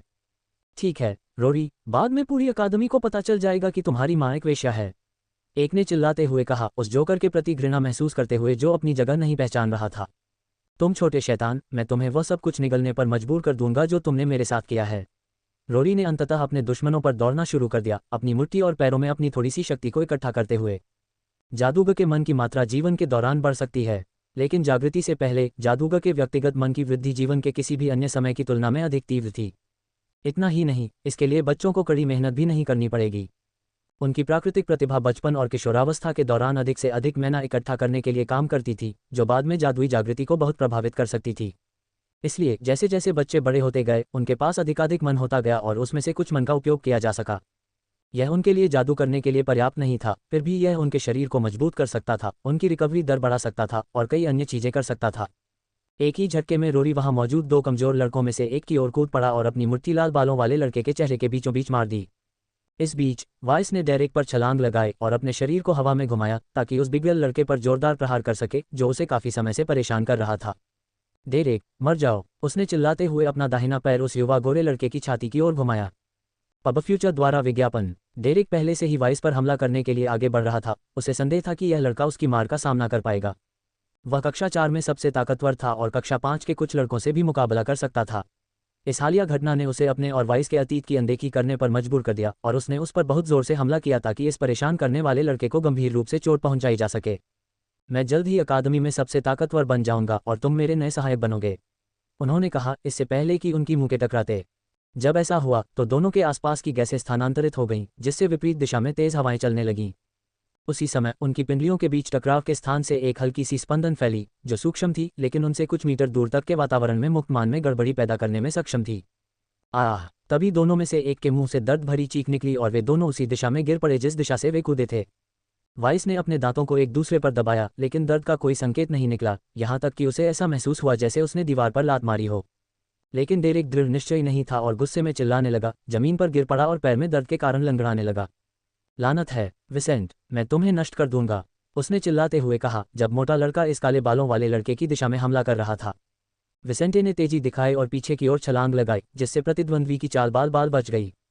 फिर जब मोटे लड़के का वार चूक गया तो रोरी द्वारा अपने प्रतिद्वंदियों में से पहले पर जोरदार वार करने के बाद अन्य दो में से एक का शरीर उसकी ओर उड़ाया। उन पहले प्रहारों के साथ रोरी और वाइस एक दूसरे के बगल में खड़े थे जबकि उनके चारों प्रतिद्वंद्वियों को यह महसूस हो रहा था कि वे कितने मजबूत हो गए हैं। अच्छा, हम आज इसे सुलझा लेंगे, मोटा लड़का बोला, लेकिन तुम्हारा काम खत्म हो गया रोरी, तुम कल अकादमी नहीं जा पाओगे। आज के नतीजे की परवाह किए बिना हम सबको बता देंगे। अगर तुमने ऐसा किया तो मैं तुम्हारी जीभ निकाल लूंगा, सुअर का बच्चा।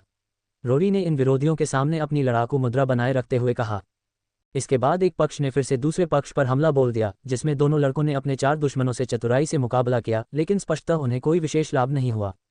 जब भी उनमें से कोई अपने प्रतिद्वंद्वी पर प्रहार करता तो वह व्यक्ति कष्ट में पड़ जाता और दर्द भरी आवाजें निकालने लगता।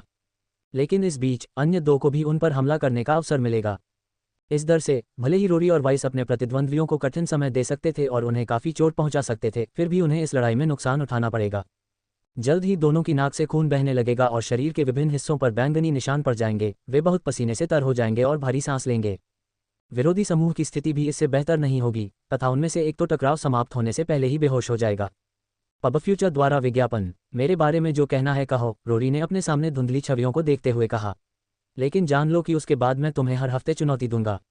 यहाँ तक कि जब हम स्नातक हो जाएंगे तब भी मैं तुम्हें चुनौती देना जारी रखूंगा जब तक हम एक ही गांव में रहते हैं। रोरी, मैं भी ऐसा ही करूंगा, वाइस चिल्लाया। रोरी के बारे में ज़रूरत से ज़्यादा बात करने की हिम्मत की और तुम मुझे हमेशा के लिए अपना दुश्मन बना लोगे। इस तरह उनका संघर्ष अधिक समय तक नहीं चलेगा क्योंकि जब वयस्कों को पता चलेगा कि क्या हो रहा है तो वे दौड़कर आएंगे और उन्हें संघर्ष जारी रखने से रोकेंगे। बच्चों में इतनी शक्ति होती है कि वे गंभीर रूप से घायल हो सकते हैं, इसलिए आमतौर पर उनके माता पिता उन्हें इस तरह से लड़ने से रोकते हैं। वयस्कों को देखकर दोनों पक्ष भाग गए। इस गतिरोध के बाद दोनों पक्षों की अपनी अपनी कुंठाएं थीं। ...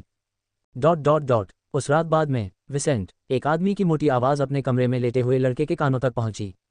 अपने पिता की आवाज़ सुनकर विसेंट तुरंत अपने कमरे से नीचे आया और अपने आवास की पहली मंजिल पर चला गया। विसेंट, तुमने क्या किया है? मैंने एक अफवाह सुनी है कि तुम आज एक झगड़े में शामिल थे, क्या ये सच है? इस आदमी ने पूछा, हालांकि उसने अपने बेटे के चेहरे पर चोटों के निशान साफ देखे थे। वाइस के चेहरे पर घाव पिछले कुछ घंटों में नाटकीय रूप से ठीक हो गए थे। उसका मन उसके ऊतकों के पुनर्जनन को गति दे सकता था, भले ही वह ये नहीं जानता था कि यह कैसे करना है। लेकिन एंड्रू उसके चेहरे पर घाव देख सकता था और फिर भी उसने पूछा क्योंकि वह अपने बेटे से सुनना चाहता था कि उसने उसके आदेशों की अवहेलना की थी। मैंने अपने दोस्त की रक्षा के लिए लड़ाई लड़ी पिताजी, मेरे पास कोई विकल्प नहीं था। विसेंट ने सीधे मुद्दे पर बात की जबकि उसकी मां नीना को गोद में लिए ऊपर से उसे देख रही थी और लॉरेन सीढ़ियों से नीचे भागी। पिताजी, क्या आप वाइस को माफ नहीं कर सकते? उसका कोई बुरा इरादा नहीं था, उसने अपने भाई की ओर से बोलने की कोशिश की जबकि उसके स्त्रीवत चेहरे पर चिंता के भाव दिखाई दे रहे थे। एंड्रू ने अपनी बेटी की तरफ देखा तक नहीं बल्कि विसेंट पर ध्यान केंद्रित किया। बहुत बढ़िया, तुम्हारा इरादा बुरा नहीं है, लेकिन मैं फिर भी तुम्हें सजा दूंगा। विसेंट, इसे याद रखना, चाहे आपकी मंशा कुछ भी हो, आपको नियम तोड़ने पर होने वाले परिणामों के लिए तैयार रहना चाहिए। मैं समझता हूँ, फिर उस लगभग 2 मीटर लंबे आदमी ने अपने कपड़े की बैग निकाली और अपने बेटे को पढ़ाना शुरू कर दिया। अगले 15 मिनट तक वाइस को अपने पिता के हाथों सबसे लंबी मार झेलनी पड़ेगी। लेकिन उन्होंने न तो आंसू बहाए, न ही दर्द से चिल्लाए, उन्होंने वह सब सहन किया जो उन्हें करना था, क्योंकि उन्हें पता था कि उनके पास कोई विकल्प नहीं था। उसकी बहनें और माँ ये सब देखने से कतराती थीं और अपने दिल में बोझ महसूस करती थीं। लेकिन एक पिता पर बच्चे के पालन पोषण की जिम्मेदारी का एहसास होने के कारण किसी ने भी वाइस की शिक्षा में हस्तक्षेप नहीं किया। अब से तुम्हारे पास कोई खाली समय नहीं होगा। तुम घर से अकादमी और अकादमी से यहाँ आओगे। बाकी समय तुम मेरे साथ रहोगे। क्या तुम मुझे सुन रहे हो, बेटा? एंड्रू ने पूछा, जबकि उसका बेटा दर्द से कांप रहा था, लेकिन उसने कोई भी शब्द या शिकायत की आवाज़ नहीं निकाली।